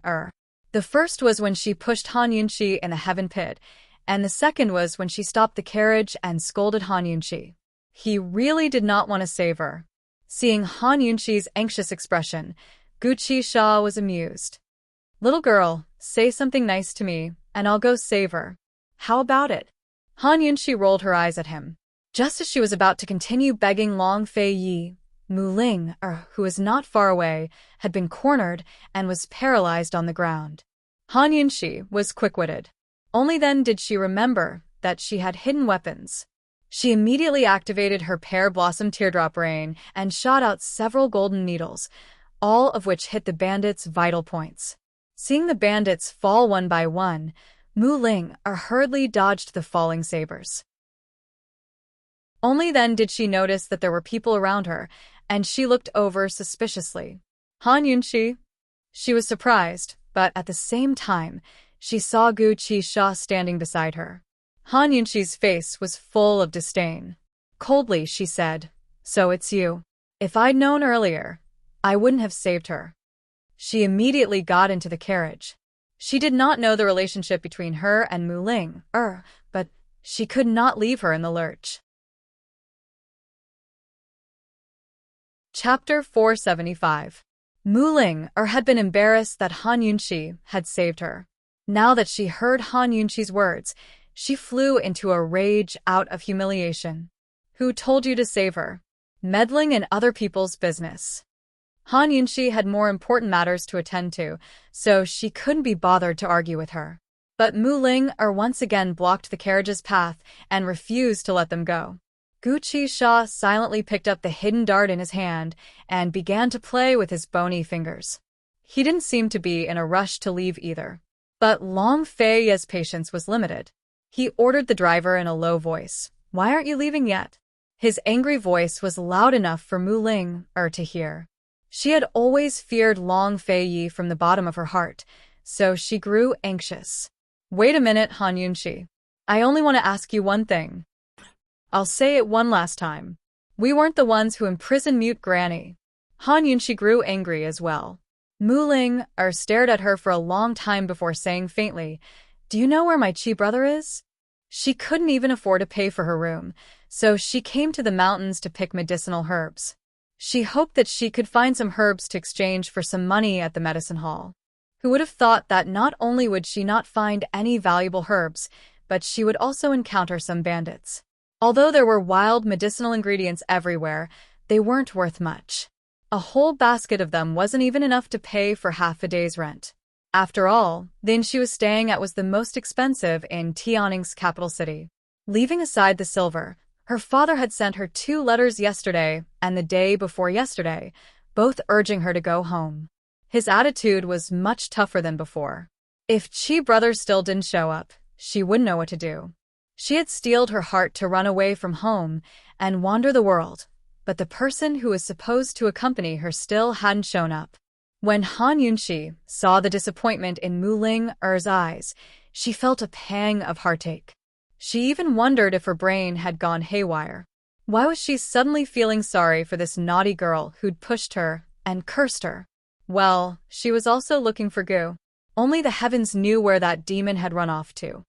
"Your Chi brother is not familiar with me." "You asked the wrong person," Han Yunxi said angrily. Gu Qisha's fingers stiffened when he heard this, but he quickly regained his composure and turned his head away, pretending that he hadn't heard anything. Mu Ling-er was angry. "Chi brother is so good to you, and you say you don't know him well. How can you do this?" Han Yunxi felt a chill run down her spine. She didn't dare to imagine Long Fei Ye's expression. This stinky girl was simply looking for trouble with Gu. Gu Qishao had treated her rather well, but not as well as Mu Linger's so-called good. He'd been flippant as soon as they met and spouted frivolous lies. Leaving aside a married woman like her, he couldn't even treat an unmarried woman like this. "I really don't know him well, and I don't know where he is. Get out of my way," Han Yunxi said bluntly. Mu Ling-er suddenly wanted to tell Han Yunxi that Chi brother was the one who first became suspicious about Mute Granny. However, she felt that it was inappropriate and could only helplessly back away. Han Yunxi was about to return to the carriage when she suddenly stopped and said provocatively, "Mu Ling-er, I heard that you're the most talented pharmacist in the history of Medicine City. Do you dare to challenge my pill-fiend pharmacy?" Challenge? Inside the carriage, Long Fei and Gu Qisha were both puzzled. What's the challenge? However, Mu Ling-er's main point was the word dare. Her biggest weakness was that she couldn't stand being provoked. "What do you want to challenge? Just say it," she proudly replied. Han Yunxi was secretly delighted. She originally wanted to find Gu to persuade this girl to come to Pill Fiend Pharmacy, but it seemed that today's situation was better than waiting for Gu to come knocking on her door. She might as well find Mu Ling-er herself. If she had directly brought this up with Mu Ling-er, the girl might have rejected her and even insulted her. However, the result would be different if she provoked her. Han Yunxi pretended to be disdainful. "Your skills are only SOSO, but your tone is quite big." Mu Ling-er immediately became angry. "Han Yunxi, you just want me to challenge you. You haven't even seen me make medicine, so what right do you have to judge me so casually?" Mu Ling-er wasn't arrogant, but she hated this kind of slander. All right. Then on the next opening day of Pill Fiend Pharmacy, come and challenge His Excellency Pill Fiend and let me see." Everyone present was stunned by Han Yunxi's words, but she continued with a smile. "If you win, you can name any conditions you want. If you lose, you can name any conditions you want. In any case, I just want to see it for myself." "What? "You want me to challenge His Excellency Pill Fiend?" Mu Ling-er finally caught the crux of the matter. Inside the carriage, Long Fei Ye's lips curled into a beautiful smile, but Gu Qisha couldn't help but snicker. Han Yunxi, oh Han Yunxi, you really are the worst." Mu Ling-er was a genius pharmacist in Medicine City. Her talent was extraordinary, and her future was limitless. However, she couldn't be compared to Gu Qisha. If it weren't for the fact that Gu Qisha was expelled from Medical City and had a bad reputation for hoarding medicine and not selling it, he would have been revered as a grandmaster long ago. "Yes, I want to challenge His Excellency Pill Fiend." Han Yunxi was quite serious. Mu Ling was about to speak when Gu Qisha laughed even louder. Haha, you have guts. This daddy likes it. Girl, up until now, aside from Han Yunxi, no one has dared to challenge this daddy. You're the only one. Mu Ling wanted to cry, but no tears came out. How did things turn out like this? No matter how arrogant she was, she still wouldn't dare to challenge His Excellency Pill Fiend. If news of this got out, no one would admire her courage. They would only laugh at her for overestimating herself. Seeing Mu Ling's awkward expression, Han Yunxi's lips curled into a mocking smile. His Excellency Pill Fiend, I think we should just forget about it. This joke has gone too far. Joke? This daddy thinks she's serious. Humph, how boring. Gu Qisha was even more disdainful. The words grated on Mu Linger's ears. She didn't know where she found the courage to agree. All right. I'll definitely go. Losing wasn't shameful, but not daring to go was the most shameful thing. All right, we'll wait. Han Yunxi was overjoyed. Mu Ling was finally willing to open the way. Only after Han Yunxi had entered the carriage did she say, Han Yunxi, if you see Chi brother, please pass a message to him. Tell him that I'm looking for him. Han Yunxi originally didn't plan to reply, but in the end, she couldn't bear to and replied, all right. She sighed inwardly. She didn't know if Mu Ling falling for Gu was a blessing or a curse. Was it fate or a debt? Was it right or wrong? When it came to feelings, everyone was willing. How could there be such a thing as right or wrong? The carriage gradually moved further and further away, gradually picking up speed. Long Fei picked up the scroll again. However, not long after, he asked, I heard from the hidden guards that Gu came to the residence to look for you. Han Yunxi was shocked. Sure enough, nothing in the residence could escape this guy's eyes. Yes, he's a guest, she admitted honestly. Unexpectedly, Long Fei didn't get angry. He asked again, why did he look for you? Han Yunxi was puzzled. Long Fei had previously warned that if he saw her hanging out with Gu again, he would break Gu's legs. Judging from the current situation, this guy seemed to have forgotten what he said. Still, she's hanging out with Gu Qisha and Gu Qisha's a guest were two different things. They couldn't be lumped together. Han Yunxi was wishful thinking on her part. Long Fei was probably quite reasonable in this regard. Thus, she answered honestly, send something. Although Long Fei didn't get angry, he kept asking questions. What is it? Han Yunxi smiled. It's a lobster. That guy probably went to Yuzhou Island too. Did you accept it? No. Han Yunxi actually wanted to say that her stomach still twitched when she heard about lobster. That's it? He also sent a can of tea leaves, Red South Mountain. Is it authentic? I don't know. Heavenly Fragrance Tea House has been closed for almost 2 years. Where did he get Red South Mountain? He has tea seeds. He said he planted them somewhere else. Long Fei nodded thoughtfully and asked again, why did he send you lobster and tea leaves for no reason? According to Gu, the lobster was to nourish her body. As for the tea leaves, it was purely a misunderstanding. How should Han Yunxi answer this question? One who is unaccountably solicitous is hiding evil intentions. It turns out that he has something to ask of your highness, so he came to curry favor with me. I didn't accept the lobster and Red South Mountain. Han Yunxi was obviously saying nice things and saying careless words, but she knew clearly in her heart. After all, she was a woman. She still had the sensitivity that a woman should have. Therefore, she always rejected Gu and never accepted anything that Gu gave her. Long Fei looked at Han Yunxi. His eyes were as dark as midnight, as if he could see through her. Han Yunxi really didn't like to discuss this with Long Fei. It was awkward, and awkward no matter how she said it. Fortunately, Long Fei didn't ask any more questions. He stretched out his big hand and pulled Han Yunxi into his arms. Holding her, he continued to read his book. Han Yunxi decided to sleep. When they arrived at the black market, who knew if she would still be able to sleep? Not long after, dark clouds gathered in the sky.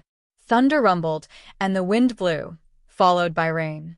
No matter how fast the four-wheeled carriage traveled, it was still very stable. Han Yunxi snuggled up in Long Fei Ye's arms. Surrounded by his unique scent and sense of security, she slept very soundly. Let alone a storm. Even if the sky collapsed, she wouldn't be disturbed. Long Fei Ye's gaze had unknowingly shifted from his book to Han Yunxi's face. He silently looked at her for a while before unconsciously putting down his book. He gently lifted her scattered hair and carefully tucked her bangs away, then quietly planted a kiss on her forehead. Inside the carriage, it was quiet and warm. Outside, the wind and rain were getting heavier. Gu Qisha, who was chasing after them on horseback, had long been drenched. He and his horse were both faster than Long Fei Ye's carriage. Moreover, he could find a place to hide from the rain and chase after Long Fei Ye after the rain passed. It wasn't as if he didn't know the way to the black market. However, he didn't speed up or change his route. He continued to follow behind the carriage, allowing the rain to soak him thoroughly. The rain became heavier and heavier. The distant figures seemed to be washed away by the rain and gradually became blurry. However, no matter how heavy the rain was, it could never wash away the stubbornness and persistence of that figure. After the rain stopped, it was already late at night. Han Yunxi groggily woke up and glanced at Long Fei Yi. Seeing that he was leaning against a high pillow, she didn't dare to move. However, Long Fei Yi sensed that she was awake. He glanced at her and changed his position to make her more comfortable before closing his eyes and continuing to sleep. Is this how it feels to sleep together? Han Yunxi suddenly wished that the sky would never brighten. Of course, the sky would eventually brighten. After that, they would arrive at the black market. Note to readers: follow the official WeChat account. There are wonderful book reviews every day. WeChat ID, Tienkexia. Chapter 476. They'd arrived at the black market. How was Long Fei Yi planning to deal with Zhang Sunzilan? The three of them entered the black market and stopped at Wu Shu's grain store.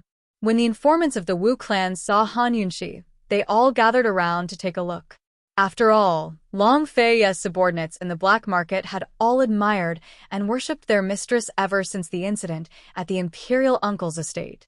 How they hoped that one day their mistress would come to the black market and lead them to do something big. With their mistress's ability to trick people, they would definitely become a big force in the black market of the Tianyu domain within a year and a half. Of course, when they reached the backyard, this group of people consciously stopped and didn't dare to follow them in. Only Uncle Wu followed. As soon as Long Fei Yi sat down, Wu Shu presented him with a stack of documents. It detailed all of Zhang Sunzilan's businesses in the black market, including his stores, warehouses, and residences. Han Yunxi was secretly alarmed. She never expected that Long Fei Yi's men in the black market would be able to dig up so much information as soon as Ouyang Ningnua gave them the information. Most likely, this fellow knew more about the black market than they'd imagined. Long Fei Yi looked at the documents intently, but Gu Qisha couldn't sit still. Long Fei Yi, what are your plans? Tell this old man. Long Fei Yi ignored him, but Han Yunxi wanted to ask him the same question. Although she'd come with Long Fei Yi, she wasn't sure how he was going to deal with Zhang Sunzilan. Ouyang Ningnua had given them enough clues, but this wasn't an easy task. If evidence of Medicine City and Zhang Sunzilan's collusion reached the hands of others, it would be a blow to Medicine City's reputation and Zhang Sunzilan's reputation. As long as this matter was made public, Zhang Sunzilan's businesses would be ruined. Who would dare to do business with someone who would betray their partners? Thus, there was only one way to force Zhang Sunzilan to hand over the evidence. That was to threaten him with evidence of smuggling gunpowder. Here was the crux of the matter. The matter of gunpowder was 100 times more serious than the matter of medicinal ingredients. This was an enemy of Tianning's imperial clan. Zhang Sunzilan definitely would not easily leave behind any evidence that could be used against him. Even if they found it, Zhang Sunzilan might not admit it. After all, this was a black market. They couldn't possibly bring a large group of soldiers here to search, could they? Moreover, if the Long Fei Yi wanted to use this chance to get rid of Chu Qingge as the Empress candidate, he couldn't beat the grass and startle the snake. He'd have to find some evidence to present to Emperor Tianhui first. Han Yunxi carefully considered the matter. The more she thought, the more she felt that they shouldn't have come to the black market so early. Perhaps it'd be easier to start with Chu Qinggo instead. After Long Fei Yi finished reading the information, he casually tossed it to Gu Qisha. Take a look and see which of these places are most likely to hide gunpowder. What are you trying to do? Gu Qisha asked in confusion. Look for gunpowder, Long Fei Yi said. Han Yunxi and Gu Qisha were both surprised and asked in unison. And then? Let's talk after we find him, Long Fei Yi said indifferently. That's the stupidest way to do it. Even if you find him, Zhang Sun Zilan won't admit it. Gu Qisha said, before adding kindly, moreover, you'll lose a good chance to deal with the Chu clan. How about we make a bet? Long Fei Yi asked with interest. What are we betting on? Gu Qisha was interested as well. Let's bet on Zhang Sun Zilan, Long Fei Yi said. And the stakes? Gu Qisha asked next. If your lordship wins, all the medicinal ingredients in your courtyard will go to Han Yunxi. If your lordship loses, you can do whatever you want. Han Yunxi couldn't help but laugh at Long Fei Yi's words. But Gu Qisha only chuckled and said, I'm not betting. Gu Qisha wasn't as easy to goad as Mu Ling, nor was he as stupid as Mu Ling, He didn't know anything about the black markets, so he wouldn't bet against Long Fei Yi just for the sake of winning. Why would this guy take the initiative to make a bet if he wasn't completely confident? Han Yunxi chuckled. Long Fei Yi's lips curled into a sneer, but Gu Qisha continued to hum a strange tune as he flipped through the documents. He looked like he wasn't paying much attention, but after a while, he was still able to accurately pick out a few suitable places to hide gunpowder. He asked suspiciously, Long Fei Yi, are you planning to investigate them one by one? Do you have a better idea? Long Fei Yi asked. Gu Qisha didn't need to think about it because even if he did, he didn't have one. He stood up and stretched lazily. Take your time, then. I'm going to catch up on some sleep. Where's the best room you have? Half of Pilfiend Pharmacy belongs to you. If you want to stand by and do nothing, turn right when you leave. I won't be seeing you out. Long Fei Yi said. Turning right was the way to leave the black market. Gu Qisha shrugged resentfully. Fine, I'll look for them one by one with you. That should be fine, right? Han Yunxi didn't understand. Long Fei Yi had always been a loner and was straightforward in his dealings. This time, however, he seemed to be deliberately dragging Gu Qisha into this. Could this guy have some other motive? The matter with Pilfiend Pharmacy has already been settled, so what other motive could he have? Han Yunxi couldn't figure it out, so she remained silent. She was about to follow him when Long Fei Yi told her to stay in the grain store. Your Highness. Han Yunxi panicked. You won't be able to help with a secret investigation, Long Fei Yi said indifferently. Girl, he's saying that you'll only be a burden if you go. You don't even know how to climb over a wall, right? Gu Qisha laughed. Han Yunxi glared fiercely at him. Gu Qisha was amused. If that's not what he meant, then what is he trying to say? Han Yunxi was furious, but she couldn't refute him. Long Fei Yi and Gu Qisha were going on a secret investigation. Bringing her along would indeed be very troublesome. She knew her place very well. Your Highness, I'll be waiting for your good news. Long Fei Yi lovingly stroked her bangs and gently said, Be good. You don't have to climb over a wall. Go and rest. The dark clouds in Han Yunxi's eyes dissipated. So there's only a difference between disdain and pampering. So what if I don't know martial arts? As long as I have someone to protect me. Seeing Gu Qisha staring at her, Han Yunxi purposely stretched her back lazily. Her languid and leisurely posture was enough to make anyone who couldn't sleep envious and jealous. After a sleepless night, Gu Qisha's eyes were filled with doting love. He wanted nothing more than for this girl to eat and sleep well and grow fat. How could he really let her be a burden? Just like that, Long Fei Yi and Gu Qisha left the house, leaving Han Yunxi alone at the Wu clan's grain store. Her laziness was nothing more than an act. As soon as Long Fei Yi and Gu Qisha left, she carefully flipped through the documents and wondered if there was anything she could do to help. At this moment, A rustling sound came from her wide sleeves. "What's that?" Han Yunxi quickly grabbed it. "Cheap." Lil Thing immediately shrieked. "Mama Yunxi, you can't do this. You're squeezing my insides out." Han Yunxi pulled Lil Thing out and dangled it in the air. "When did you follow us here? I thought you weren't coming back." Lil Thing ran to Gu Beiyue's place every 2 to 3 days. Most of the time, it wouldn't show up for days, so she'd almost forgotten she had such a poison beast. Lil Thing had no idea what Han Yunxi was talking about. It waved its paws wildly as it tried to act cute. It only hoped that Mama Yunxi would put it down quickly. But Han Yunxi didn't let it go. Instead, she looked at it with interest, her smile growing wider and wider. She'd thought of a good idea. "Lil Thing, I'll give you a chance to curry favor with His Highness Duke of Qin. Do you want it?" Han Yunxi asked seriously. "Cheap, cheap." Lil Thing replied seriously as well. Actually, it had no idea what Mama Yunxi was talking about. Han Yunxi quickly took out a medicine from her medical pouch. Sulfur. That's right, sulfur was a chemical substance that could be used to make medicine or poison. Most importantly, sulfur was an important component of gunpowder. As soon as she took it out, Lil Thing covered its mouth with its paws. So smelly. Seeing this, Han Yunxi was amused. She placed the sulfur in front of Lil Thing and said, "Take a good sniff. Gunpowder has this smell as well." Lil Thing wasn't half an animal. Although it couldn't understand human speech, it was very perceptive. Seeing Han Yunxi's actions, it immediately understood that Mama Yunxi wanted it to find something by smelling. Its nose was even sharper than a canine's. Any poison within a 1 li radius wouldn't be able to escape its nose. As for this kind of extremely pungent smell, it was confident that it could find it. The little thing grabbed the small piece of sulfur and sniffed it seriously. It didn't know why, but the more it sniffed, the less smelly it felt.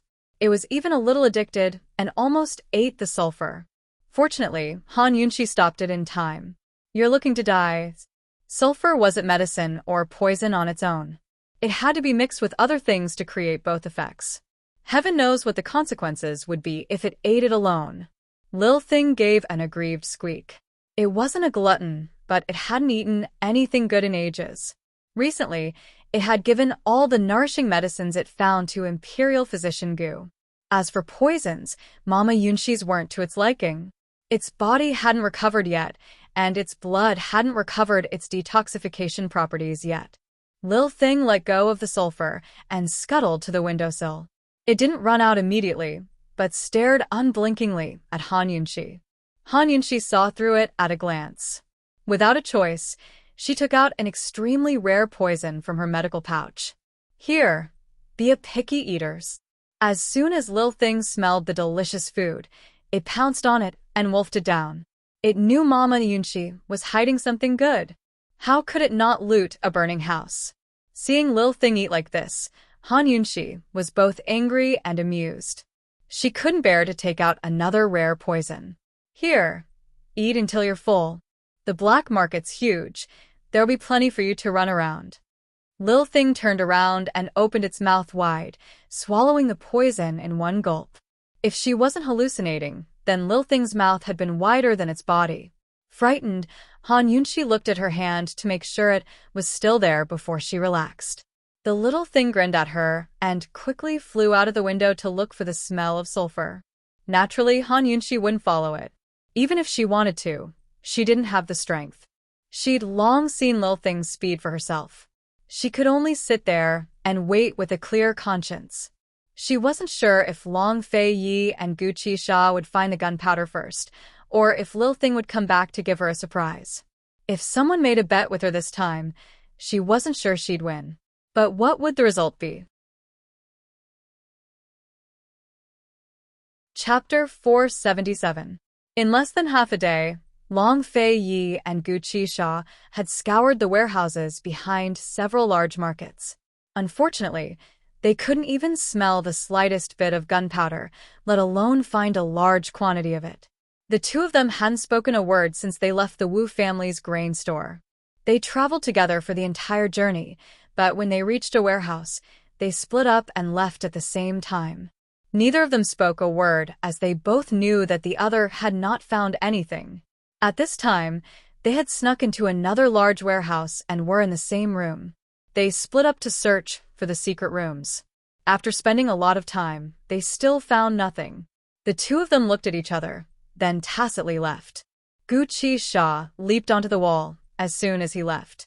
Long Fei's martial arts were far superior to his, but he was always one step slower. Along the way, Long Fei kept an eye on Gu Qixia's movements. He observed his qigong, the strength of his legs, and the way he leaped onto roofs and vaulted over walls. He had sparred with Gu Qixia a few times before, but he hadn't paid much attention to his movements. Now, however, he was especially attentive. After observing carefully, Long Fei leaped into the air and landed on the roof. Cold, he said, "The next warehouse is this way. Let's split up. Otherwise, we won't find anything even if we search for 3 days and 3 nights. Gu Qixia replied unhappily. In reality, he hadn't planned to search seriously when he came out with Long Fei. The reason why he hadn't suggested splitting up from the start was because he wanted to slack off with Long Fei. After all, he didn't need to worry about anything else as long as he followed him. But now, he realized that foolishly following him was tiring. He decided to sneak back to catch up on some sleep. If he couldn't fall asleep, he could still drink tea and chat with Han Yunxi. This prince will head west. I'll leave the east area to you, Long Fei said. After half a day, he had a rough idea of Gu Qixia's skills. He was too lazy to mix around with him. Splitting up would indeed save him a lot of time. Gu Qixia didn't even reply, but simply turned to leave. Long Fei watched his retreating form as a mocking smile rose to his lips. He seemed to have realized something. He continued to head west and was about to sneak into a hidden warehouse when he caught a glimpse of a familiar white figure. That figure was faster than him and had snuck in before him. Why would they meet here? Bewildered, Long Fei silently followed suit. But he hadn't even gotten close when the white figure abruptly stopped in its tracks. Long Fei did not stop. In a flash, he appeared in front of the white figure and said coldly, "Why are you here?" Other than Little Thing, what else could the white shadow be? It was no longer a white shadow, but a real white ball. In front of Long Fei, there wasn't a moment when it wouldn't explode. It didn't know what Daddy Long was talking about. It only felt that he was terrifying. It began to retreat timidly. Long Fei was indeed very fierce. Since the little thing appeared here, perhaps Han Yunxi was also nearby. This restless woman, didn't he tell her to stay in the grain store obediently?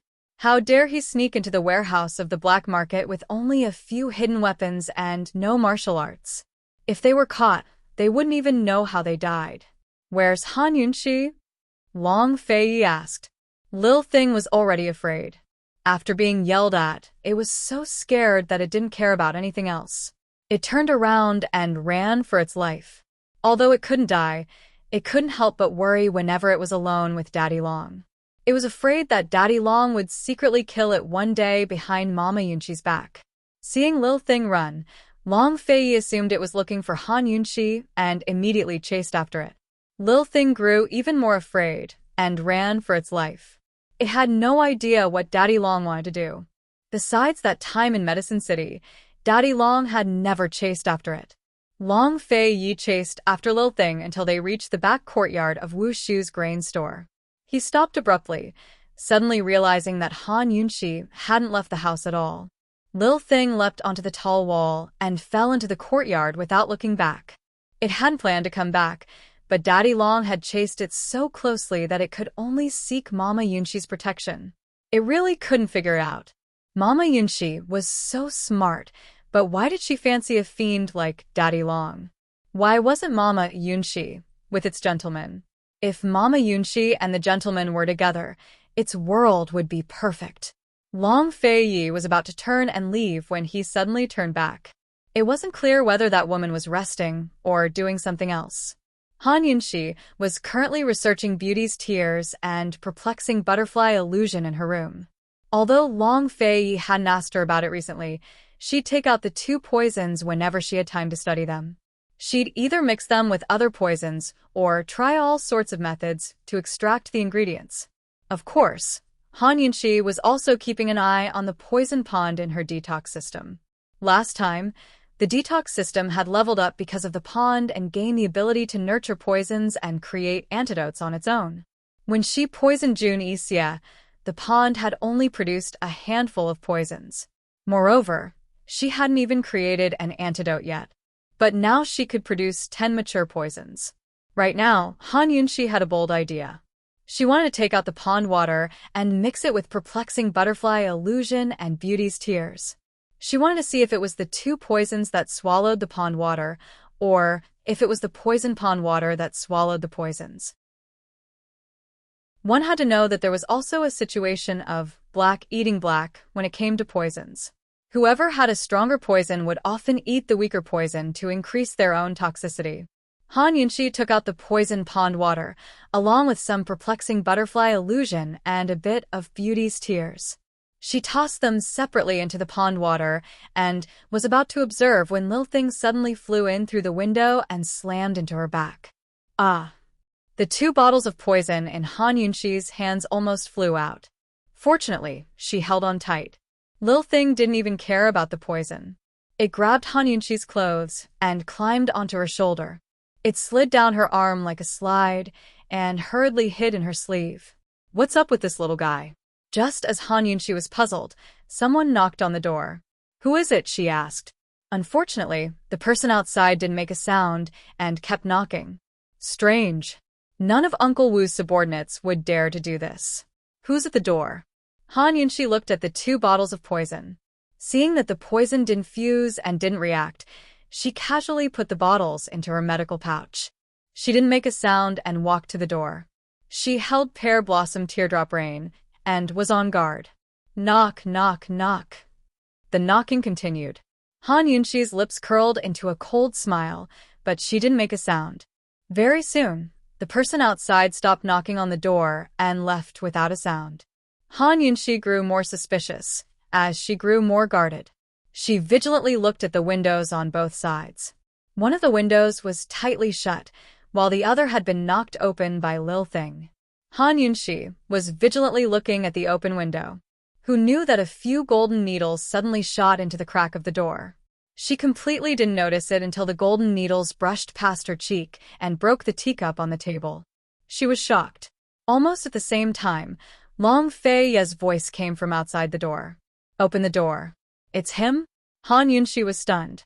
The moment the door opened, she saw Long Fei Yi standing outside.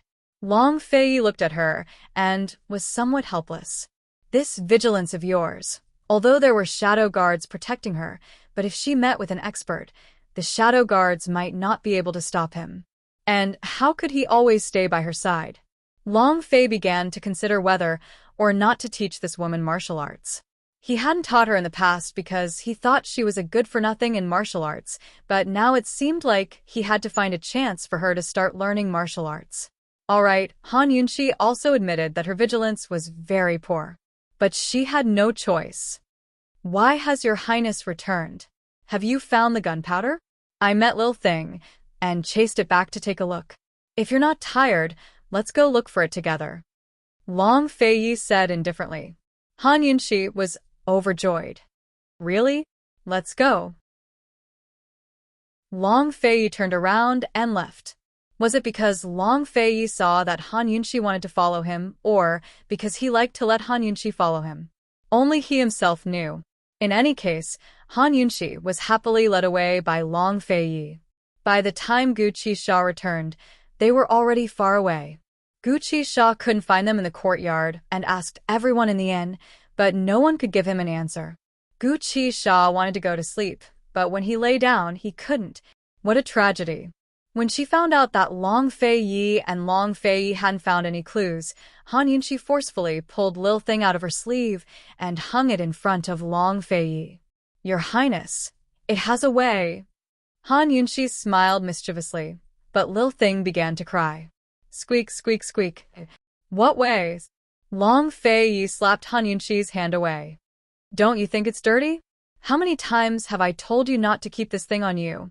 Even now, Long Fei Yi still didn't think much of Lil Thing. It wasn't because he looked down on its abilities, but because he really didn't like furry little animals like Lil Thing. Lil Thing fell to the ground and hid by Han Yunxi's feet, feeling wronged and terrified. Han Yunxi squatted down and snorted. Lil Thing, go find the gunpowder and show it to him. As she spoke, she took out some sulfur for Lil Thing to sniff. Lil Thing seemed to have been emboldened by Han Yunxi, because Lil Thing actually leaped onto her shoulder and stuck out its tongue at Long Fei Yi before fleeing. Your Highness, hurry and chase after it. It'll find it, Han Yunxi said anxiously. Could Long Fei Yi refuse? Obviously not. For the third time, the Great Duke of Qin chased a little squirrel through the streets and alleys, leaping onto roofs and vaulting over walls. Lil Thing seemed to be holding a grudge this time. It purposely took the most difficult paths, and even went through the dog hole that it disdained the most. It made it seem as if Long Fei Yi would follow suit. Long Fei Yi flew over the high wall with a light tap of his foot. The dog hole had nothing to do with him. Han Yunxi watched, truly anxious for Lil Thing's intelligence. Just as Long Fei Yi was about to lose his patience, Lil Thing suddenly braked, turned around, and squeaked at Han Yunxi. Found it. Han Yunxi was overjoyed. Lil Thing nodded furiously and turned to enter a restaurant. This restaurant was the only one in the black market, and it was listed in Long Fei Yi's information. It was just that he hadn't had time to come over yet. Long Fei Yi led Han Yunxi to catch up with Lil Thing. They went all the way to the wine cellar in the back courtyard of the restaurant. As soon as they reached the entrance, they were greeted by the strong smell of alcohol. They avoided the manservants in the courtyard and entered through the window at the back. They saw that the wine cellar was filled to the brim with wine jars, leaving only a small path for them to walk through. Lil Thing was like an arrow that left the bow. It darted into the depths of the cellar and scratched the ground incessantly. Long Fei Yi and Han Yunxi chased after it and quickly discovered that there was an entrance to the cellar. However, after they entered the cellar, they saw that it was still filled with wine. Where was the gunpowder? Long Fei Yi and Han Yunxi both looked at Lil Thing. Lil Thing ran headfirst into the nearest wine jar and actually smashed it into pieces. Then, Chapter 478. Afterwards, gunpowder as black as coal spilled out of the jug to scatter on the ground. They'd found the gunpowder, hidden in the wine jug in the underground cellar. Han Yunxi was thrilled and immediately took out a bottle of poison to reward Lil Thing. Beautifully done. You're better than both of them. Lil Thing seemed to understand, because it held the bottle of poison in its hands and skipped around happily. Long Fei Yi only pretended not to hear. Cold, he said, Zhongsun Zilan is quite smart. He used alcohol to cover up the smell of gunpowder. It's stored in a separate altar, and these porcelain jugs are fireproof. Your Highness, this is the safest place, but also the most dangerous place. It's filled with wine. If it catches fire and explodes, the consequences will be unthinkable, Han Yunxi said seriously. Once the gunpowder exploded, the wine jug above would shatter. Under the influence of alcohol, both the explosion and the fire would multiply. Long Fei Yi nodded with interest. He walked over and began to count the number of jugs as if calculating something. Your Highness, what should we do now? Han Yunxi asked. They'd found the gunpowder, but now came the real problem. How were they supposed to threaten Zhongsun Zilan? Directly threaten Zhongsun Zilan and force him to hand over evidence of his secret dealings with Medicine City. Otherwise, they'd expose the matter of the gunpowder. Under normal circumstances, such a threat would be effective. But this was the black market, and Zhongsun Zilan was half its head. How could he be threatened so easily? Most likely, they'd beat the grass and startle the snake instead. Heaven knows how much power Zhongsun Zilan had in the black market. If they really threatened him, they might never be able to walk out of the black market's gates. Thus, they'd have to take their time and think things over carefully. Your Highness, why don't we just leave the matter to Tianhui? Then extend an olive branch to Zhongsun Zilan? Han Yunxi asked thoughtfully. The reason the black market had existed for so long without being suppressed by the imperial court wasn't because the court feared its power, but because it had a wide range of connections behind it. If the imperial court tried to suppress it, they'd be smashing their own feet with a rock. Thus, the imperial court had always turned a blind eye. As long as the black markets didn't do anything too outrageous, Emperor Tianhui wouldn't make trouble for them. But things were different when it came to gunpowder. It was a direct threat to the capital and imperial power. As soon as Emperor Tianhui found out, his first thought would be to destroy the entire Sky Domain black market. Thus, as long as Long Fei Yi reported the news to Emperor Tianhui, the emperor would definitely exterminate Zhongsun Zilin.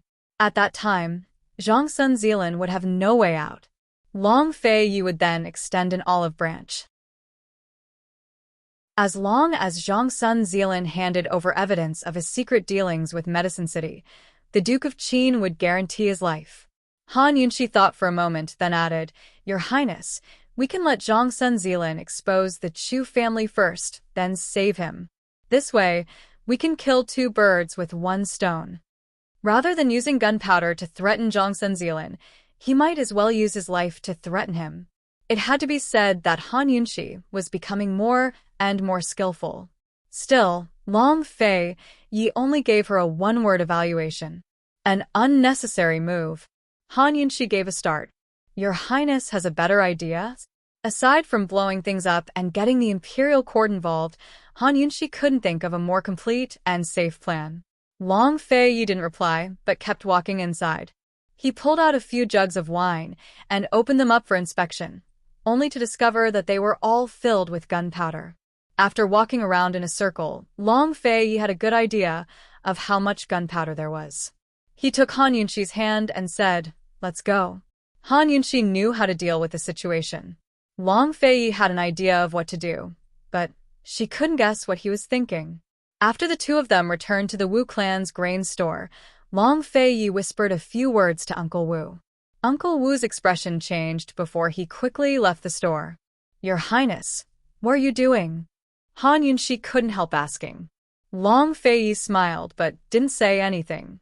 He held her as they leapt onto the highest roof. Han Yunxi was confused. Just as she was about to speak, Long Fei Yi suddenly pulled her into his embrace from behind. This was her favorite action. His gentle embrace was like bringing her into his world. Her back, which was the weakest part of her defense, was completely exposed to him. "Your Highness, what's wrong?" Han Yunxi's voice became gentle. Long Fei Yi still didn't say anything. He hugged her and rested his chin on her shoulder. He didn't say anything, so she didn't ask. Even if she didn't know anything, she still couldn't help but enjoy this moment of warmth. At this moment, it was as if there was no distance between them. Those 100 steps seemed to have disappeared, as if they would never be separated again. Not far away, at the same height, Gu Qisha was nestled in a tree branch and sleeping with his arms behind his head. He was having a beautiful dream. He dreamt that he had returned to his childhood when he was very, very young. Before he had been punished or abandoned, when he was still an ordinary child, his biological father, the dean of the medical academy, had hugged him and gently coaxed him to sleep. Be good. Be good." After a while, there was a sudden commotion on the streets. Very soon, Han Yunxi saw many people fleeing in panic from the direction of the restaurant. Gradually, more and more people gathered, as if they'd all turned out in full force to head for the grain store. Amidst the commotion, Han Yunxi heard someone shout, "Zhongsun Zilin is hiding gunpowder. It's going to explode. The Eastern District is going to explode too. Run. Let's retreat. If we don't, we'll lose our lives." Han Yunxi seemed to have realized something. Just as she was about to turn around, Long Fei Yi gently covered her ears and said gently, "It should be very beautiful. Be good, and watch carefully." As soon as he finished speaking, there was a deafening boom. Huge sparks suddenly exploded in the darkness ahead, like a red lotus blooming in the dark night. It exploded.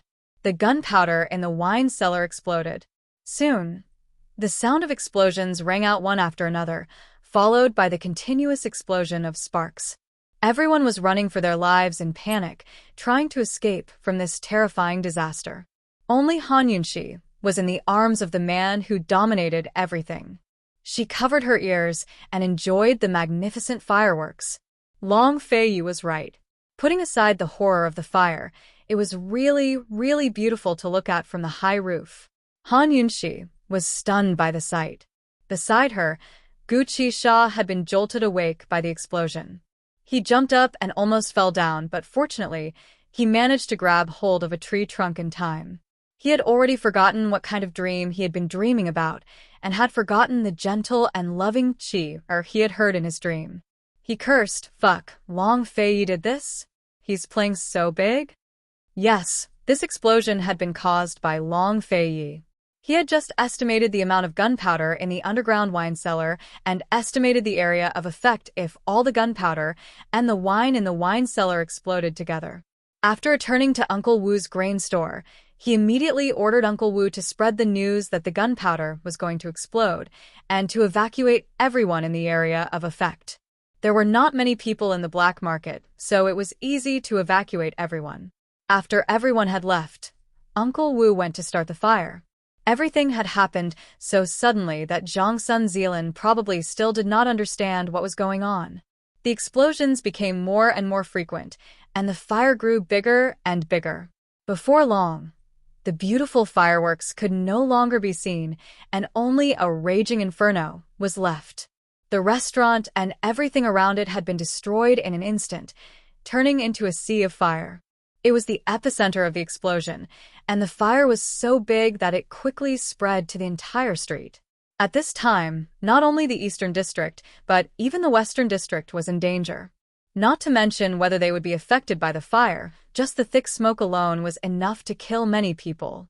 Soon, the Black Market's mysterious Elders Guild appeared and opened several escape doors that had never been opened before. They also mobilized the Black Market's guards to maintain order and evacuate the crowd. Long Feiyi and Han Yunxi stood on the high roof and saw everything clearly. Han Yunxi was so shocked that she couldn't help but laugh. "Your Highness, you actually, is it beautiful?" Long Feiyi asked seriously. Han Yunxi nodded. "It is indeed beautiful." Could this be considered the first time Long Feiyi had accompanied her to watch fireworks? It was so thrilling and grand. This fellow always gave her such extravagant surprises. How could she forget? Of course, despite her shock, Han Yunxi was still very calm. "Your Highness, you've destroyed the evidence. What can we use to negotiate with Zhang Sunzilan? This fellow has a large sum of money in this prince's private bank. What do you think we should use to negotiate with him?" Long Feiyi asked. Han Yunxi was shocked when she heard this. "Your Highness, you've known Zhang Sunzilan for a long time?" Han Yunxi then recalled that when Ouyang Ningnua had mentioned Zhang Sunzilan, Long Feiyi had not asked much about it. He had only asked who the other owner of the black market was. "I found out about it not too long ago. This prince has known him for a long time, but I didn't know that he was half an owner of the black market," Long Feiyi said calmly. Han Yunxi's idea was brilliant, but it wasn't as perfect as blowing up the black market. For one thing, the explosion of the black market would be felt by everyone within 100 li radius.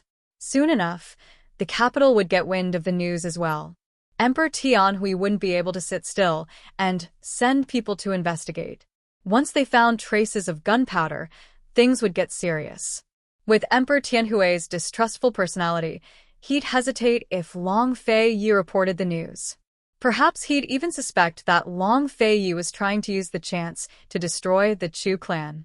But if the black market explosion caught Emperor Tianhui's attention, then things would be different.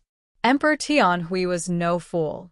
Judging from the amount of gunpowder and the power of the black market, he'd easily suspect the Chu clan.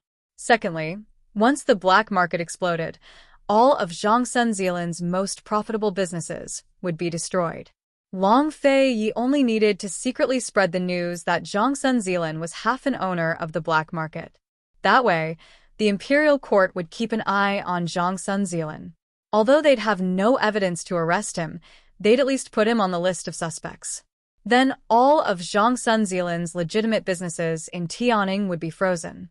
Then Long Feiyi would have the perfect excuse to freeze all of Zhang Sunzilan's silver in the private bank. For a successful businessman like him, what could be more tragic than being penniless? What else did a businessman value more than money? Long Feiyi wasn't planning to threaten him with gunpowder or his life, but money. Thirdly, once the black market exploded and the gunpowder was destroyed, neither the Chu clan nor Emperor Tianhui would be able to get their hands on it. The power of Tianning's black market would disappear as well. For Long Feiyi, he'd have one less enemy when he took control of the capital in the future. Han Yunxi didn't know what to say after listening to Long Feiyi's analysis. She didn't just admire this man, but worshipped him. The flames were starting to spread, but the explosions were still going on. There was no way to put them out. Long Feiyi took Han Yunxi with him and left as well. Gu Qisha couldn't help but sigh as he watched them leave. Ouyang Mingnoa, what's the point of writing it down in black and white? Chapter 479. What's the point of it being written in black and white? Ouyang Mingnua tore the contract to shreds as soon as he escaped from the black market. This was the biggest failure of his business career and the most thorough loss he'd ever suffered in a business negotiation. The contract stated that he wouldn't take a single cent of the profits from the partnership between Pill Fiend Pharmacy and Medicine City. However, Long Feiyi wouldn't interfere with any of Zhang Sunzilan's businesses. When Long Feiyi had agreed to this condition, Ouyang Mingnua had been puzzled. However, he couldn't find any loopholes in the contract. Never in his wildest dreams would he have imagined that Long Feiyi would detonate the gunpowder and blow up the entire black market. After all, he was the other boss of Sky Domain Black Market. When he first learned that Zhang Sunzilan was working with Western Zhou's Chu clan to smuggle gunpowder, Ouyang Mingnua had been looking for an opportunity to topple Zhang Sunzilan and swallow the other half of Sky Domain Black Market. When Gu Beiwa told him about Pill Fiend Pharmacy, he knew his chance had come. Once Long Feiyi found out about the gunpowder in the black market, Zhang Sunzilan would be finished. Ouyang Mingnua was waiting for Long Feiyi to make a move. He was waiting for Zhang Sunzilan to be driven into a corner and sell off his businesses. Then, Ouyang Mingnua would be able to keep a low profile and slowly become the only boss of Sky Domain Black Market. But this perfect plan had been ruined by Long Feiyi. Not only did Ouyang Mingnua lose Zhang Sunzilan's businesses, he'd also lost the other half of his business. Moreover, Long Feiyi hadn't broken the contract. The contract stated that he couldn't interfere with Zhang Sunzilan's businesses, but it didn't say that he couldn't destroy them. In any case, would Long Fei admit that burning it down counted as a form of meddling in their affairs? Would Long Fei admit that he was the one who started the fire? Damn it! Ouyang Mingnua, who had always been good-tempered, was furious. He scattered the pieces of the contract on the ground and stomped on them several times, but he still couldn't calm down. Although legitimate businesses were profitable, how could they make money as fast as the black market? Who knew how long it would take to recoup the losses this time? Moreover, Sky Domain Black Market was connected to many officials in Tianning's imperial court. Now that the black market was gone, the chain of profits was gone as well. If he wanted to win over these people to facilitate his other businesses, he'd have to think of another way. Long Feiyi, you better not fall into my hands one day. Ouyang Mingnua spat out those words before turning around to leave. Meanwhile, the other boss of the black market, Zhang Sunzilan, had just arrived. As soon as he got off the carriage, he saw that the black market's emergency exits had all been opened. Everyone had fled, and thick smoke billowed out of the black market. He stared blankly for a moment and was about to rush in when a servant hurriedly pulled him back. "Master, everything has been blown up and burned. We can't go in." Zhang Sunzilan fiercely slapped him and said angrily, "What nonsense are you spouting?" Scram! Pushing the servant aside, he recklessly rushed towards the door. However, just as he reached the door, he was choked by the thick smoke that gushed out. He coughed for a while before he could catch his breath. None of the servants behind him dared to approach. Zhang Sun Zilan stared blankly at the exit, forced to accept the fact that the gunpowder had exploded. He felt like he'd suffered a huge blow, and it took him a long time to recover. When Chu Tianyin had first sought him out for a partnership, he'd drawn him a beautiful blueprint. The first thing he'd promised was to use the power of the imperial court to help him seize the other half of Sky Domain Black Market from Ouyang Ning Nua's hands. But now, Zhang Sun Zilan recovered his wits and roared. How did the wine cellar explode? Was the explosion an accident? Or was it man-made? If it was an accident, he might be able to escape. If it was man-made, then he was doomed. Master, news of the gunpowder in the wine cellar suddenly spread. Half of the black market knew about it and fled.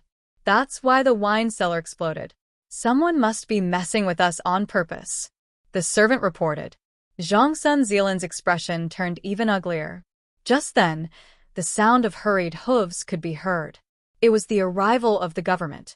The first few explosions in the black market had caused as much of a commotion as an earthquake. Everyone in the surrounding villages had sensed it.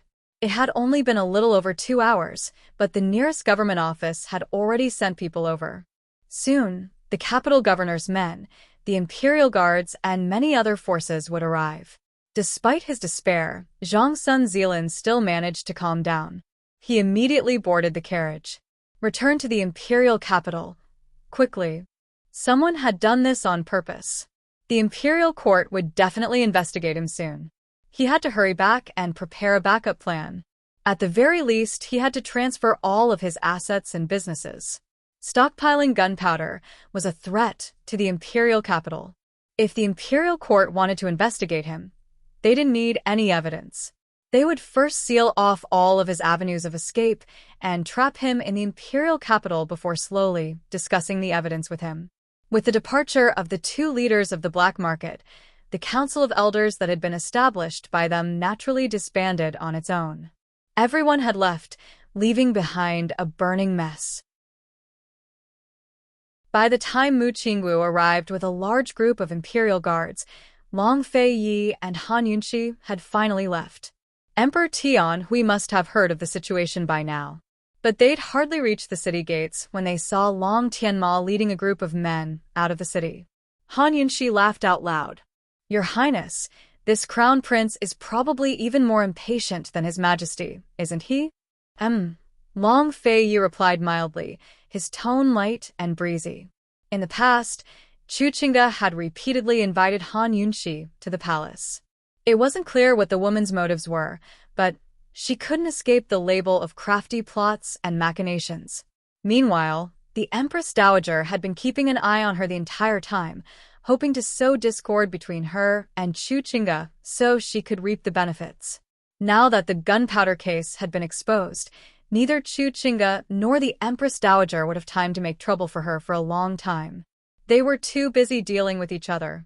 Thinking up to here, Han Yunxi couldn't help but sneak a peek at Long Fei Yi, only to see the mastermind behind the scenes reading a scroll with his head bowed. It was as if the impending storm had nothing to do with him at all.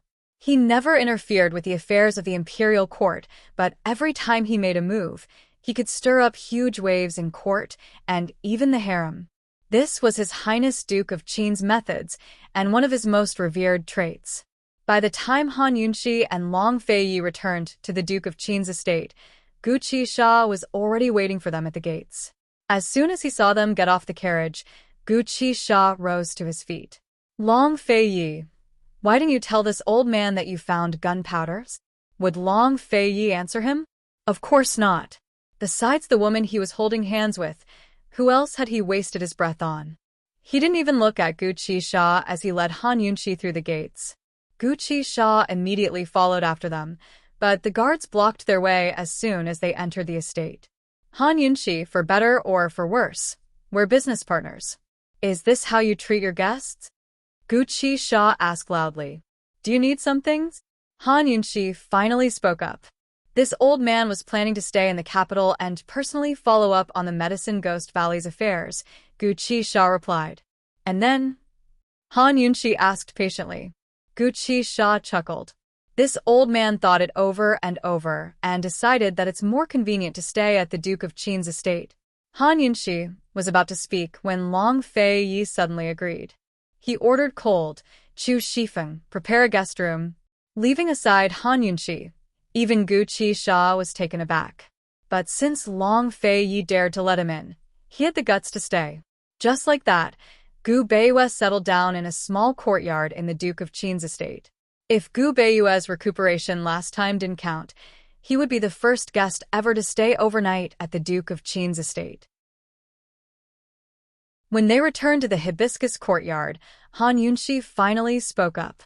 Your Highness, are we really keeping him here? So you don't have to run away all day. Long Fei Yi replied mildly. If Gu Qisha had stayed anywhere else, he would have gone to Han Yunxi every 2 or 3 days to discuss the Medicine Ghost Valley. She really would have had to run away all day. Your Highness is too considerate. Han Yunxi didn't think much of it.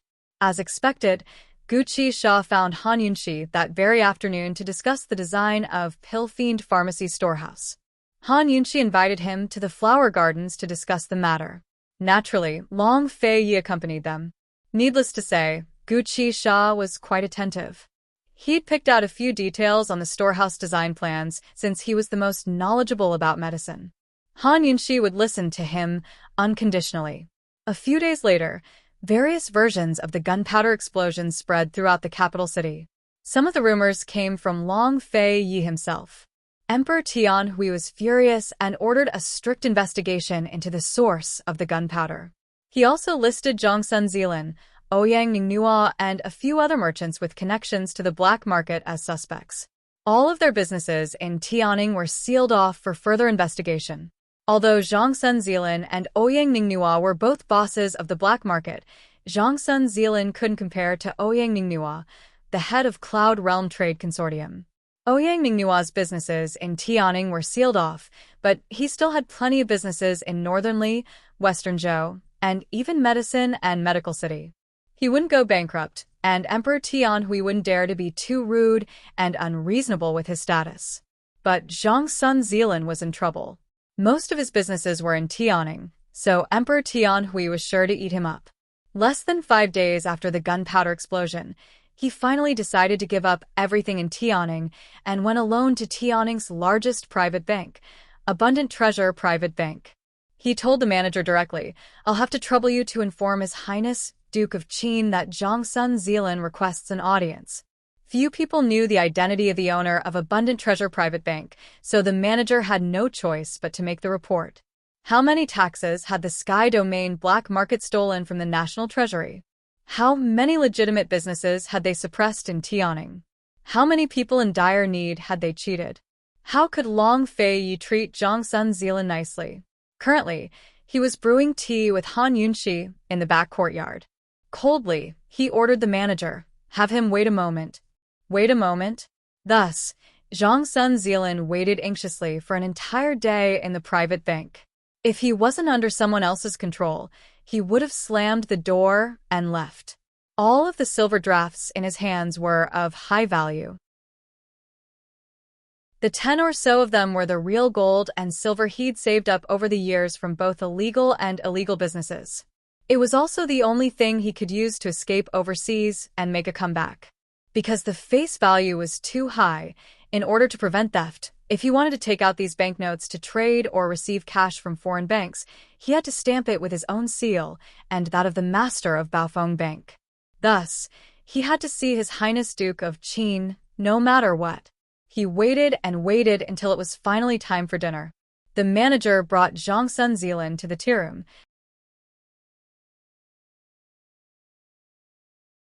Chapter 480. Zhongsun Zilin had already waited an entire day to see His Highness Duke of Qin. Although he had been filled with anxiety, nervousness, and fear, he still maintained his rationality and considered the pros and cons of the situation. He didn't know that the mastermind behind the gunpowder case was His Highness Duke of Qin, but he could more or less sense that His Highness Duke of Qin was deliberately making things difficult for him. Anyone who deliberately made things difficult for him must have ulterior motives. Thus, he had been pondering how to deal with it. After entering, he calmly bowed with clasped hands. "This one is Zhongsun Zilin.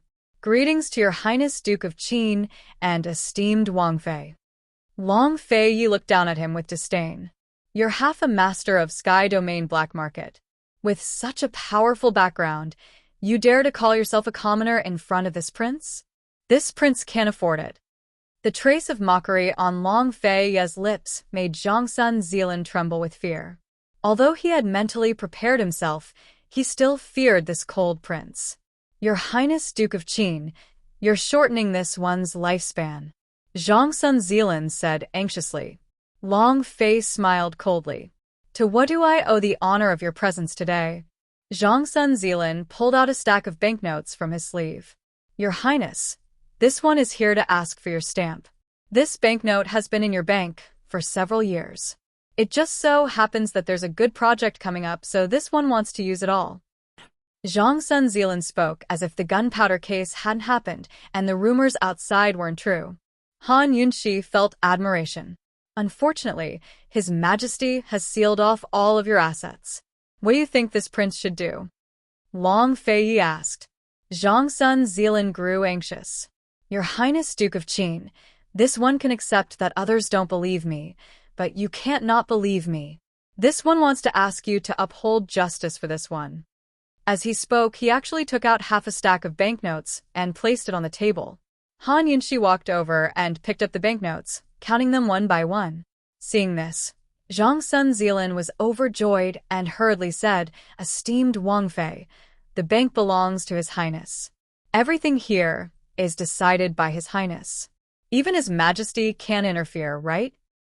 That's right. Han Yunxi smiled beautifully. Zhongsun Zilan became even happier and handed over a few more. Esteemed Wang Fei, please kindly accept them. Han Yunxi still took it and said with a smile, there's a total of 15 pieces. That's 60 million taels. Zhongsun Zilan nodded repeatedly. This was half of his savings and was not a small sum. He had asked around before coming here. Apparently, if he could deal with Qin Wang Fei, he could basically deal with His Highness Duke of Qin. Unexpectedly, Han Yunxi turned to look at Long Fei Yi. Your Highness, is a mere 60 million enough to bribe you? When these words came out, Zhongsun Zilan was so scared that his face turned ashen. Esteemed Wang Fei, this one didn't mean that. This one only wanted to. If it's not a bribe, then it must be a bribe? Your Highness, when did you become so easy to bribe? Han Yunxi asked in shock. Zhongsun Zilan's legs almost turned to jelly. Esteemed Princess Consort, you've misunderstood. You've misunderstood. This one doesn't have any other intentions. It's just that I came in a rush and didn't prepare a greeting gift for your Highness. So, I ask your Highness to kindly accept it. Kindly accept it. Since you don't have any other intentions, this prince will accept it. Long Fei Yi really did accept it. Zhongsun Zilan let out a sigh of relief, then offered up the remaining banknotes in his hand. Your Highness, please bestow a seal. But Long Fei Yi didn't even look at it. This prince heard that you have private dealings with Medicine City? Surprise flitted through Zhongsun Zilan's eyes before he immediately denied it. Your Highness, medicinal ingredients are used to save lives. They can't be used privately. After escaping Tianning, he still wanted to continue doing business in the black market. Medicinal ingredients were the most profitable business and the fastest way for him to make a comeback. No matter what, he couldn't betray those young masters of Medicine City. This prince didn't think it was possible when I heard about it either, Long Fei Yi said. Zhongsun Zilan didn't know why the Duke of Qin was inquiring about this matter, but he didn't have time to think about it. He offered up the banknotes again. Your Highness, please bestow a seal.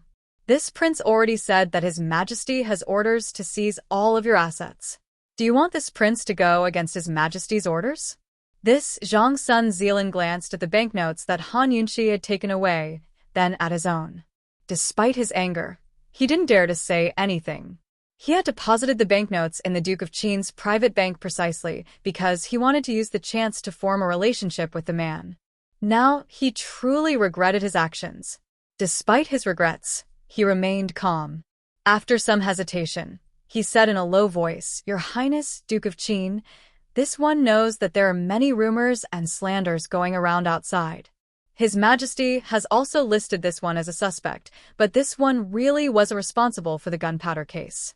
This one really doesn't have the guts to do such a thing. On the other hand, the other boss of the black market, Zhang Sun Zilan, wanted to speak, but stopped himself. He thought that Long Fei Yi would be curious, but Long Fei Yi didn't say a word. Zhang Sun Zilan could only continue. Your Highness, the other boss of Sky Domain Black Market is the famous head of Cloud Realm Trade Consortium, Ouyang Ningnua. Long Fei Yi was laughing coldly in his heart. His guess was right. Ouyang Ningnua was indeed the other boss of Sky Domain Black Market. Still, he didn't say a word. Zhang Sun Zilan really couldn't figure out the duke in front of him. He glanced at Qin Wangfei and saw that she was calm and collected, but didn't say a word either. Without a choice, he could only brace himself and continue. Your Highness, this gunpowder must have been sent in from outside the country. Ouyang Ningnua has the strongest connections at the border. Ouyang Ningnua had exposed Zhang Sun Zilan in hopes of using Long Fei Yi to deal with him and swallow up half of the black market. Now Zhang Sun Zilan was framing Ouyang Ningnua and dragging him down with him. As Han Yunxi listened, she couldn't help but sigh with emotion. Is there anyone more cunning than a businessman in this world? The Duke of Qin? Thinking up to here, she couldn't help but chuckle. Your Highness, Ouyang Ningnua owns half of Sky Domain Black Market and has many businesses in three-way black market as well. With Ouyang Ningnua's skills, a shipment of gunpowder is nothing to him.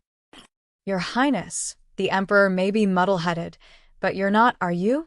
This is the best chance to restrain Cloud Realm Trade Consortium. If your Highness is willing to investigate Ouyang Ningnua, this one will do everything in my power to help. Long Fei Yi allowed Zhang Sun Zilan to speak as he watched, but didn't say a word. Zhang Sun Zilan had been full of confidence, but faced with Long Fei's silence and icy gaze, he gradually lost his confidence and began to feel guilty. Some people couldn't convince others with a pile of nonsense, while others could command respect with a single glance. Long Fei Yi was the latter. Once Zhang Sun Zilan shut up, Long Fei Yi spoke up cold. Zhang Sun Zilan, don't worry. As long as the gunpowder isn't yours, His Majesty will definitely prove your innocence. As for Ouyang Ningnua, even if His Majesty doesn't touch him, the true owner of the gunpowder won't spare him. Long Fei Yi hadn't spoken clearly, but Zhang Sun Zilan was already enlightened. Without proof, Emperor Tianhui would at most seal off his businesses and confine him to Tianning's capital city. But Chu Tianyin would kill him to keep his mouth shut. Zhang Sun Zilan was so shrewd that he forgot the most important thing in his rush to escape. Finally, Zhang Sun Zilan realized that his life was in danger and panicked. Your Highness, he cried in alarm. Someone come, see the guest out. Long Fei Yi said. Zhang Sun Zilan didn't hesitate. Your Highness, as long as Your Highness can protect this one's life and escort me safely to Northernly, this one is willing to provide detailed evidence of Medicine City's 3 clans supplying gunpowder to the black market over the years. But this Wang Fei is still very curious about the origins of the gunpowder. How much do you know? Han Yunxi asked with interest. Since Qin Wang Fei is curious, why don't you tell me everything you know besides Ouyang Ningnua? Long Fei Yi said. Zhang Sun Zilan finally realized that Qin Wang Fei was the most difficult person to deal with, not the Duke of Qin. She was definitely a woman who wanted a yard after getting an inch. At this point, other than denying that he was the one who had obtained the gunpowder, he could also expose Chu Tianyin. To reply, esteemed Wang Fei, this one understands that the gunpowder came from Western Zhou's Chu clan. The Chu clan's young master, Chu Tianyin, smuggled it in through wine jugs. There was supposed to be another batch next year, but it looks like there won't be any more, Zhang Sun Zilan replied. Chu Tianyin? How many people does the Chu clan have hidden in the capital? Han Yunxi asked. This one understands that there are quite a few, but this one doesn't know the specifics, Zhang Sun Zilan replied honestly. Han Yunxi couldn't help but recall Su Xiuyu's rainbow signal flares. It looked like the Chu clan had long set up an ambush in Tianning's capital. Your Highness, esteemed Wang Fei, this one even saw Chu Tianning once last month. This one estimates that he should be in Tianning right now. Perhaps he's even hiding in the capital. Zhang Sun Zilan didn't dare to speak. After all, Chu Tianning was probably looking for him everywhere to silence him. Originally, Long Fei and Han Yunqi only wanted to get evidence of Medicine City's collusion with the black market, but they ended up getting news of the Chu clan instead. Both of them were surprised and wary. Hand over the evidence, and your lordship will arrange for you to leave tonight. Long Fei finally opened his golden mouth. Delighted, Zhang Sun Zilan hurried back to retrieve the evidence. Naturally, he wouldn't leave such an important item in the black market. The evidence was a thick ledger that recorded in detail who the three great clans of Medicine City were, what they sent to the black market, how much Zhang Sun Zilan had sold for, and how much he'd split with those people. Every stroke of the ledger was extremely detailed and stamped with a seal. Han Yunqi flipped through a few pages and was truly happy. With this evidence, would Medicine City still refuse to compromise? Once the evidence was in their hands, Long Fei finally stamped Zhang Sun Zilan's banknotes and arranged for guards to escort him out. As for the silver that Zhang Sun Zilan had offered, Long Fei said to treat it as a black market donation to the Han clan's clinic. Your Highness, how about we go to Medicine City tomorrow? Han Yunqi was especially excited. What are we going to do? Long Fei asked. Negotiate, of course. Have them supply us with goods. They must always supply us with low-grade, high-quality ingredients. Han Yunqi said seriously. Long Fei stroked her bangs and smiled. If they want to negotiate, it should be them coming to the capital. What are you going to do? Why did this stupid girl like to run away all the time? With a bargaining chip in hand, as long as he sent a message to the three great clans of Medicine City, they would be in a hurry to come. Just like that, Long Fei took Han Yunqi back to his residence. Of course, before returning, he sent someone to let Long Tianma know that Chu Tianning might be in the capital. Let Long Tianma and Chu Tianning slowly fight it out, and let the people of Medicine City come from afar. He had to find some time to deal with the person living in his residence. After dragging things out for so long, it was time to take off the mask. One by one, they weekly posted their username on Weibo. I am GMO.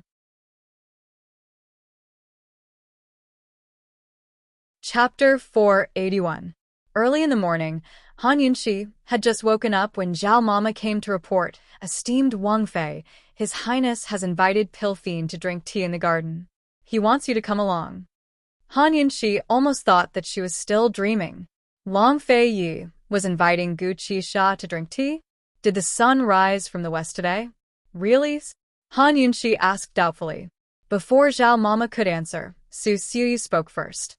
Acting like a big sister, she placed her hands on her hips and said confidently, Mistress, His Highness must be plotting something. He's up to no good. After returning to leisurely Cloud Pavilion after losing her memories, Su Xiuyu was much more diligent than before. Every day, she would snatch away Bailey Mingxiang and Zhao Mama's chores, disliking them for being slow. Now, she was fighting with Bailey Mingxiang over watering the poisonous plants in the courtyard. Impudent. Is His Highness someone you can criticize? Zhao Mama immediately reprimanded. Han Yunqi had long since gotten used to Su Xiuyu's mouth. She smiled and said, Let's go. Come with me to see what His Highness is up to. When they arrived at the garden, Long Fei was already sitting down to brew tea.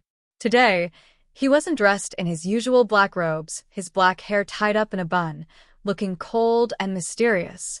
His hair was tied up with a white jade hairpin. His white robes were embroidered with cloud sleeves, making him look noble and elegant. He was sitting cross-legged on the bamboo couch in the pavilion. He was so handsome that he looked like a celestial in a painting. His every movement was elegant. Han Yunqi had forgotten how long it had been since she last saw His Highness in white. She liked this kind of His Highness Duke of Qin. This kind of him had the smell of sunshine, was more approachable, and lacked that cold and cruel aura. She purposely stopped in her tracks and quietly watched him. It was as if time would stop at this moment if she didn't move. "Mistress, you like His Highness Duke of Qin very much, right?" Su Xiaoyu asked. Han Yunxi tilted her head and looked at her. "Nonsense. How much do you like it?" Su Xiaoyu asked again. Han Yunxi pretended not to hear and did not answer. Su Xiaoyu asked again. "Do you like him so much that you'll die without him?" Han Yunxi finally couldn't ignore her. She looked at her with disdain. "You're so young, but you're always asking about death. You're not cute at all. Cuteness can't be eaten." Su Xiaoyu snorted. As the master and servant chatted, Gu Qisha suddenly appeared from the side. "Good morning, little girl." Han Yunxi and Su Xiaoyu were both startled. At this moment, Long Fei Yi had already stood up in the pavilion and looked over from afar. "Morning," Han Yunxi replied indifferently. Su Xiaoyu sized up Gu Qisha, who was dressed in black, and said coldly, "What the hell is this early in the morning?"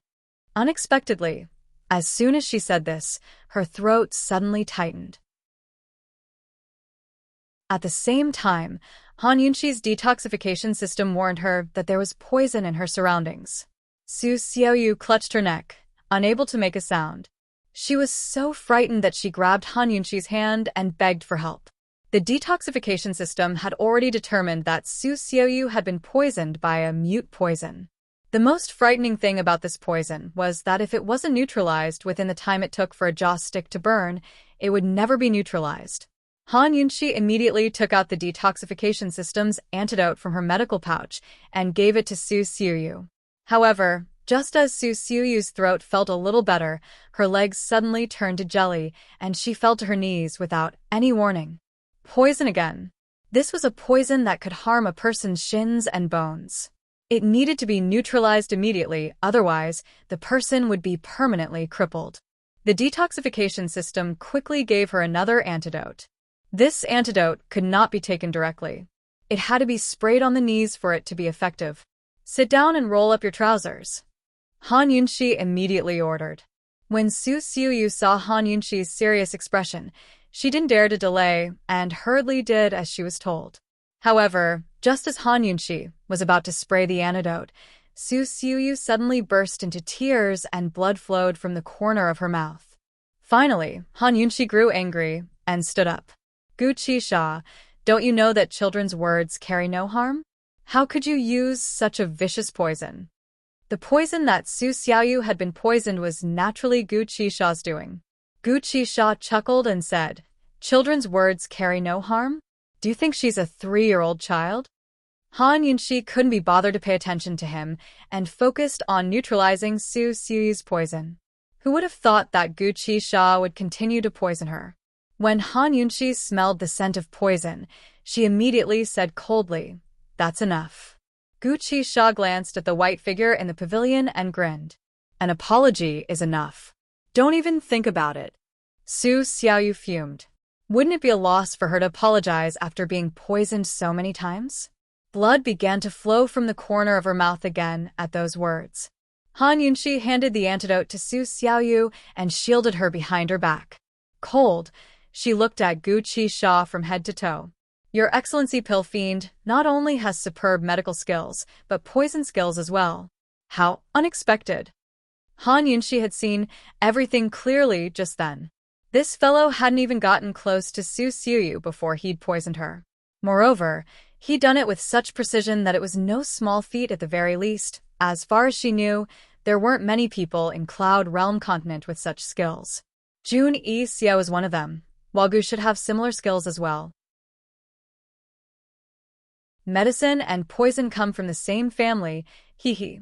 Gu Qisha admitted openly, but stopped using poisons. In a moment of excitement, he'd revealed his poison skills. He really shouldn't have done that. He was about to change the topic when Han Yunxi wouldn't let it go. "Your Excellency Pill Fiend couldn't have been banished from Medical City for secretly studying poisons, right?" Han Yunxi couldn't figure out why Pill Fiend was so talented when she first heard about him. How could Medical City bear to throw him away? Just what kind of crime did he commit to be banished by the Medical Academy? Could he have committed a crime against the Medical Academy that involved the poison sect? Although medicine and poison came from the same family, his poison skills weren't ordinary at all. Gu Qisha smiled, but a sinister glint flashed past his eyes. No comment. His original plan was to use Su Xiaoyu's insults to cause a ruckus with Han Yunxi, but now that they'd changed the subject, Gu Qisha stopped himself. As he spoke, he turned to leave. Han Yunxi hurriedly chased after him and beat around the bush. Gu Qisha, do you know how to cultivate poisons? Gu Qisha didn't answer, so Han Yunxi smiled and said, it's not like being able to use poisons is something to be ashamed of. Why don't you share it with us, so we can compare notes? Gu Qisha still didn't speak, but Han Yunxi didn't give up. Gu Qisha walked quickly, then slowly. Sometimes he'd look back, sometimes he'd laugh out loud, but he still refused to answer. From Long Fei's perspective, this scene looked like a couple flirting with each other. He narrowed his eyes dangerously, his gaze frighteningly deep as the temperature around them dropped. He picked up the cup of red South Peak he'd prepared and threw it without warning. Heaven knows how much strength he'd used, but the teacup flew, like an arrow towards Gu Qisha's face. He'd originally planned to sit down and have a drink of red South Peak and have a nice chat, but now he was going to rip off Gu Qisha's mask. Gu Qisha sensed the approaching threat before Han Yunxi did, so he abruptly turned around and gestured for Han Yunxi to follow him. However, in the next instant, he turned sideways and allowed the teacup to fly towards Han Yunxi.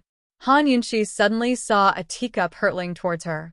For a moment, she couldn't recover her wits and froze in place. Long Fei panicked.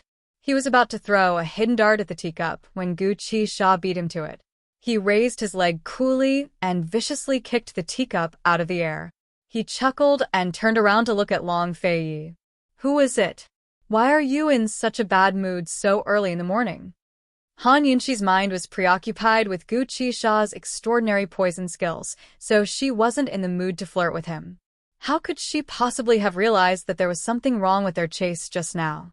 She looked suspiciously at Long Fei. This guy's temper really isn't small. Why did he suddenly invite Gu Qisha over for tea? Long Fei didn't speak, but tossed out another teacup and aimed it at Gu Qisha's face. Naturally, Gu Qisha dodged out of the way before doing a somersault to land on a nearby tree.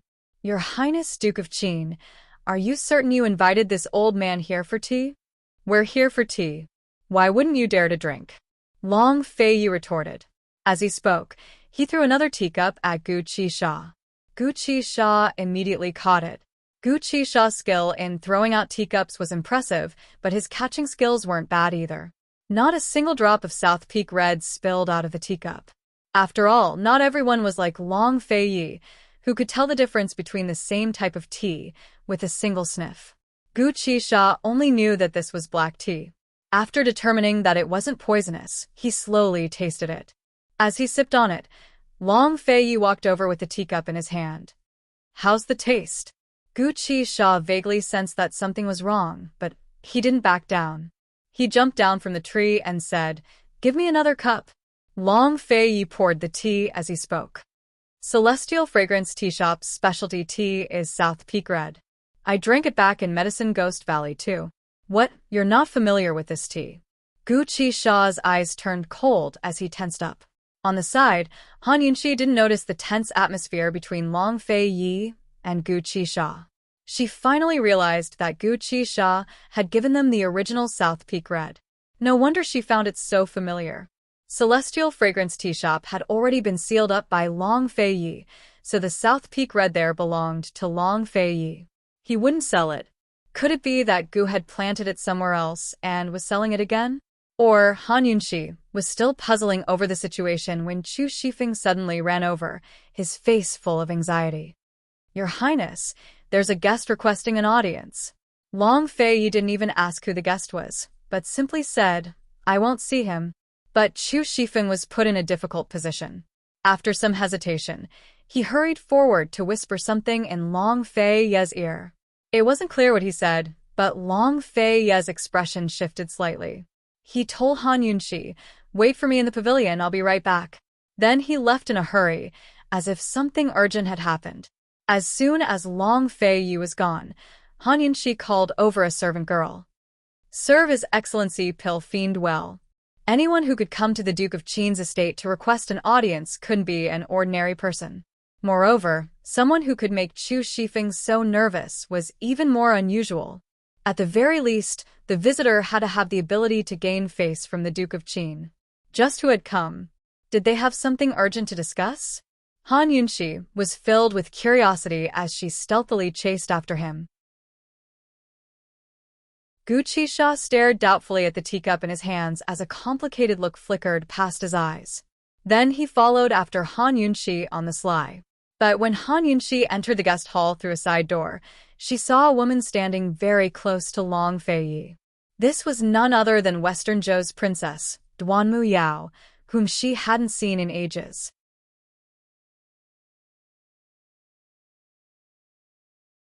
Chapter 482. Duanmu Yao was here. Although she had been crippled by the Western Zhou royal family and had been hiding in the Celestial Mountain Sword sect, she seemed to have lived a good life for the past 1.5 years. She was originally as beautiful as a fairy, but she was a little skinny. Now that she had put on some weight, coupled with her half-exposed strapless dress, she seemed to have become more voluptuous. Han Yunxi immediately noticed her sword. It had an icy blue scabbard and was of the same style as Long Feiyi's treasured sword. Duanmu Yao didn't carry a sword when she was still Western Zhou's princess. Now that she carried a sword, it meant that she had left the imperial family and was now a true member of the Jianghu. Han Yunxi knew that she and Long Feiyi were both closed-door disciples of the Tianshan Kenzo sect master. They were both top-notch swordsmen. From Han Yunxi's angle, she could only see Long Feiyi's back. She could see Duanmu Yao's smiling face and adoring eyes. They were speaking so softly that she couldn't hear them clearly. Han Yunxi watched in silence. She still felt uncomfortable. She had thought that Long Feiyi was in a hurry and couldn't let her join in. That was why he had her wait in the garden. She had snuck over and didn't go in directly because she didn't want to disturb him. But she hadn't expected Duanmu Yao to be here. Long Feiyi had already explained the situation to her. Long Feiyi had promised his master that he would protect Duanmu Yao until she turned 18. A master for a day is a father for life. Han Yunxi understood that he couldn't go against his master's orders. But why didn't Long Feiyi tell her that Duanmu Yao was here today? Why did he have her wait in the garden? If he had something urgent, he could have just told her. Was there a need to hide it from her? Han Yunxi was still feeling gloomy when Long Feiyi suddenly leaned over. Duanmu Yao quickly moved closer and whispered into his ear. Long Feiyi. Han Yunxi was infuriated. She immediately walked in and grabbed Long Feiyi's arm as if she was declaring ownership. Your Highness, Princess Yao is here. Why aren't you serving her tea? Duanmu Yao glanced at Han Yunxi, a cold smile flashing in her eyes. She said gently, I'm not done yet, senior brother. A complicated look flashed across Long Feiyi's eyes. He gently patted Han Yunxi's hand and said, Go prepare some refreshments. Preparing refreshments was purely a matter of issuing an order. The Duke of Qin's estate had no shortage of servants, so Long Fei's words were undoubtedly meant to send Han Yunxi away. What kind of secret was Duanmu Yao hiding from her? Why did she have to whisper in her ear? Han Yunxi didn't want to leave, but her heart softened when she saw Long Feiyi gently stroking the back of her hand. She pulled Long Feiyi over and intimately whispered into his ear. It seemed like she was whispering, but she didn't actually say anything. She just breathed into his ear. Amen, go ahead. Long Feiyi seemed to understand. Such an intimate action was an eyesore to Duanmu Yao, but she still managed to keep her cool. It wasn't easy to get a chance to leave the mountain, so she definitely couldn't screw it up. Although Duanmu Yao kept staring at her, Han Yunxi didn't pay her any more attention. Confident and at ease, she lifted her chin high and gracefully left without looking back. She didn't want to lose her confidence in front of this woman. However, after she left, her eyes couldn't help but darken. Long Feiyi, how many more steps are there between us? The past few days have been too warm. I almost thought that we finished those 100 steps. There are many things about you, about Tianshan Kenzo, about the Tang sect, I haven't asked. Are you not going to take the initiative to tell me? If one day I stubbornly ask, will you be willing to tell me? Han Yunxi really didn't turn back to look at the situation in the room. She personally went to prepare tea and snacks. When she returned, Long Fei Yi was already sitting in the main seat. Duanmu Yao was in the guest seat. When she saw Han Yunxi come in, Duanmu Yao didn't say anything, as if afraid that Han Yunxi would overhear her. This was undoubtedly a silent protest. Han Yunxi didn't mind their silence. She laid out the tea and snacks, then gracefully sat in the main seat across from Long Fei Yi. She personally took a piece of cake and handed it to him. Your Highness. Long Fei Yi didn't like to eat cakes, especially desserts that this woman liked. When they were drinking tea together, she had offered him desserts several times, but after being rejected, she stopped. But now Long Fei Yi looked at the transparent cake in front of him. He was a little helpless, but he still took it and took a bite. However, this mouthful immediately refreshed him. So sour. Comparable to vinegar.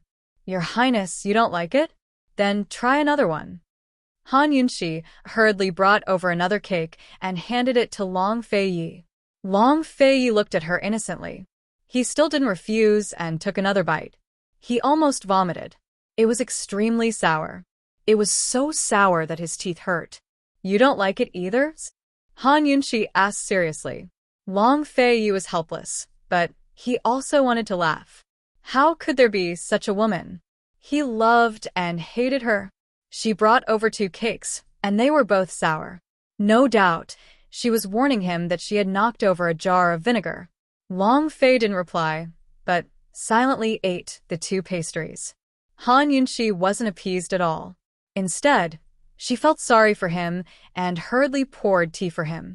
Duanmu Yao couldn't sit still anymore. She stood up and asked seriously, Senior brother, can we go now? Go?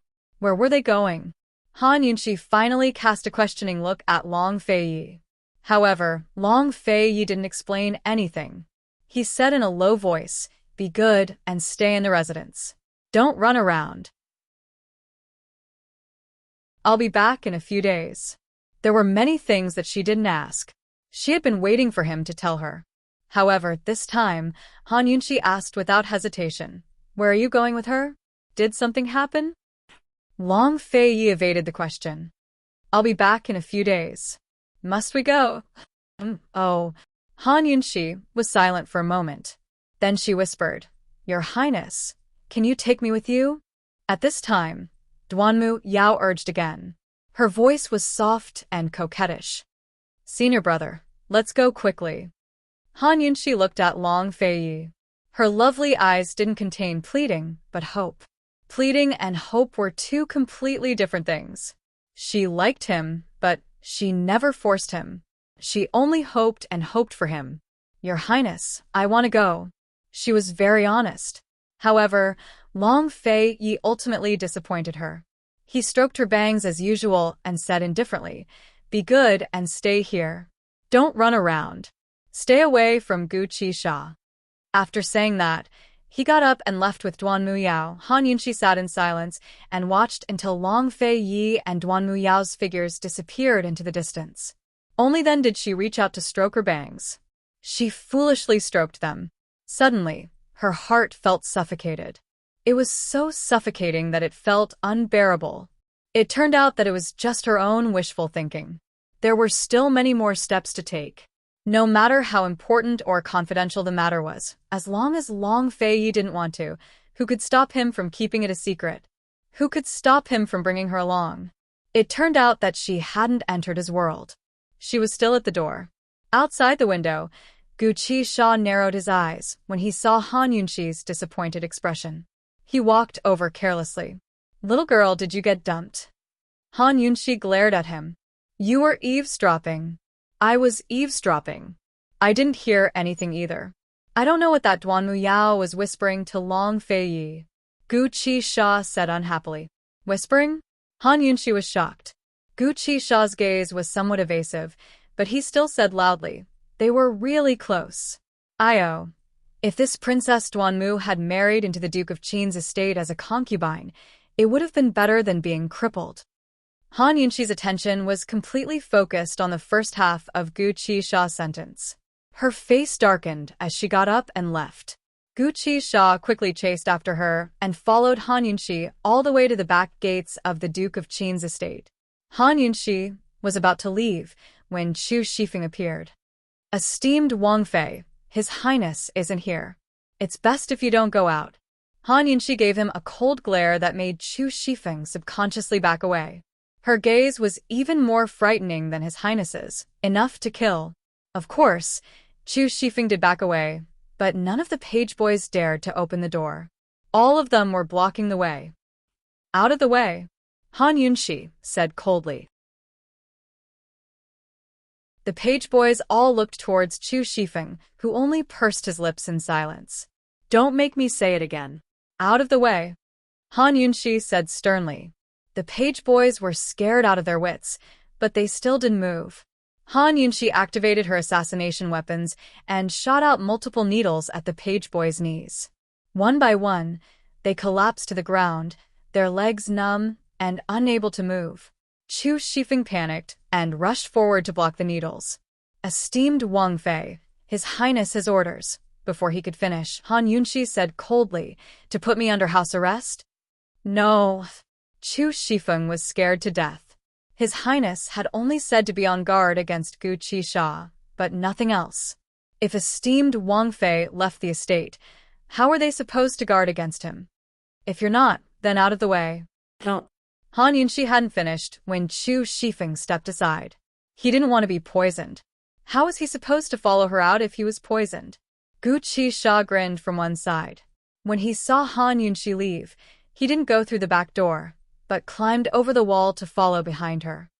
"Lass, let's go take a look at Pill Fiend Pharmacy. They're starting work on the warehouse today." "Stay away from me." Han Yunshi mounted her horse and rode off. Naturally, Gu Qisha chased after her relentlessly, while Chu Shifeng and a large group of guards followed suit. It wasn't until the front and back gates of the Duke of Qin's estate had quieted down and Long Fei Yi and Han Yunshi had left the estate that Chu Tianyin ordered his scouts to withdraw. After the black market explosion, Long Tianma had been causing trouble for the Chu clan in front of Emperor Tianhui. Chu Tianyin should have focused on dealing with the man himself, but Ouyang Mingnua's secret missive had allowed him to see through Long Fei Yi's plans. As long as Duan Muyao could keep Long Fei Yi busy, he'd make Long Fei Yi regret detonating the gunpowder. Both Gu Qisha and Chu Shifeng assumed that Han Yunshi would leave the city to chase after His Highness Duke of Qin. Unexpectedly, Han Yunshi rode her horse in a circle around the city before heading for the Gu estate. Currently, Gu Beiwei was reading medical books in the garden. Lil Thing was curled up on one side sleeping, but as soon as it smelled its master's scent, it jumped to its feet and stared at Gu Beiwei with wide eyes. "What's wrong?" Gu Beiwei's voice was as warm as the winter sun. Lil Thing really liked this voice. If it could die while listening to it, it'd feel happy. It squeaked a few more times before running out the door. Gu Beiwei immediately chased after it, only to see the steward walking towards them. "Master, esteemed Wang Fei has graced us with her presence. There's also a black-robed man who looks like His Excellency Pill Fiend." Gu Beiwei was a little surprised, but more than that, he was pleasantly surprised. His smile brightened as he said, "Quick, receive her. You're tuning in to the Dreamy Chapters YouTube channel. We're so grateful for your support, and don't forget to subscribe to join us on this incredible journey through captivating stories. Your generosity through donations truly makes a world of difference, as it's the primary source of revenue that allows me to expand and enhance this channel for you. Thank you from the bottom of my heart for being a part of this adventure.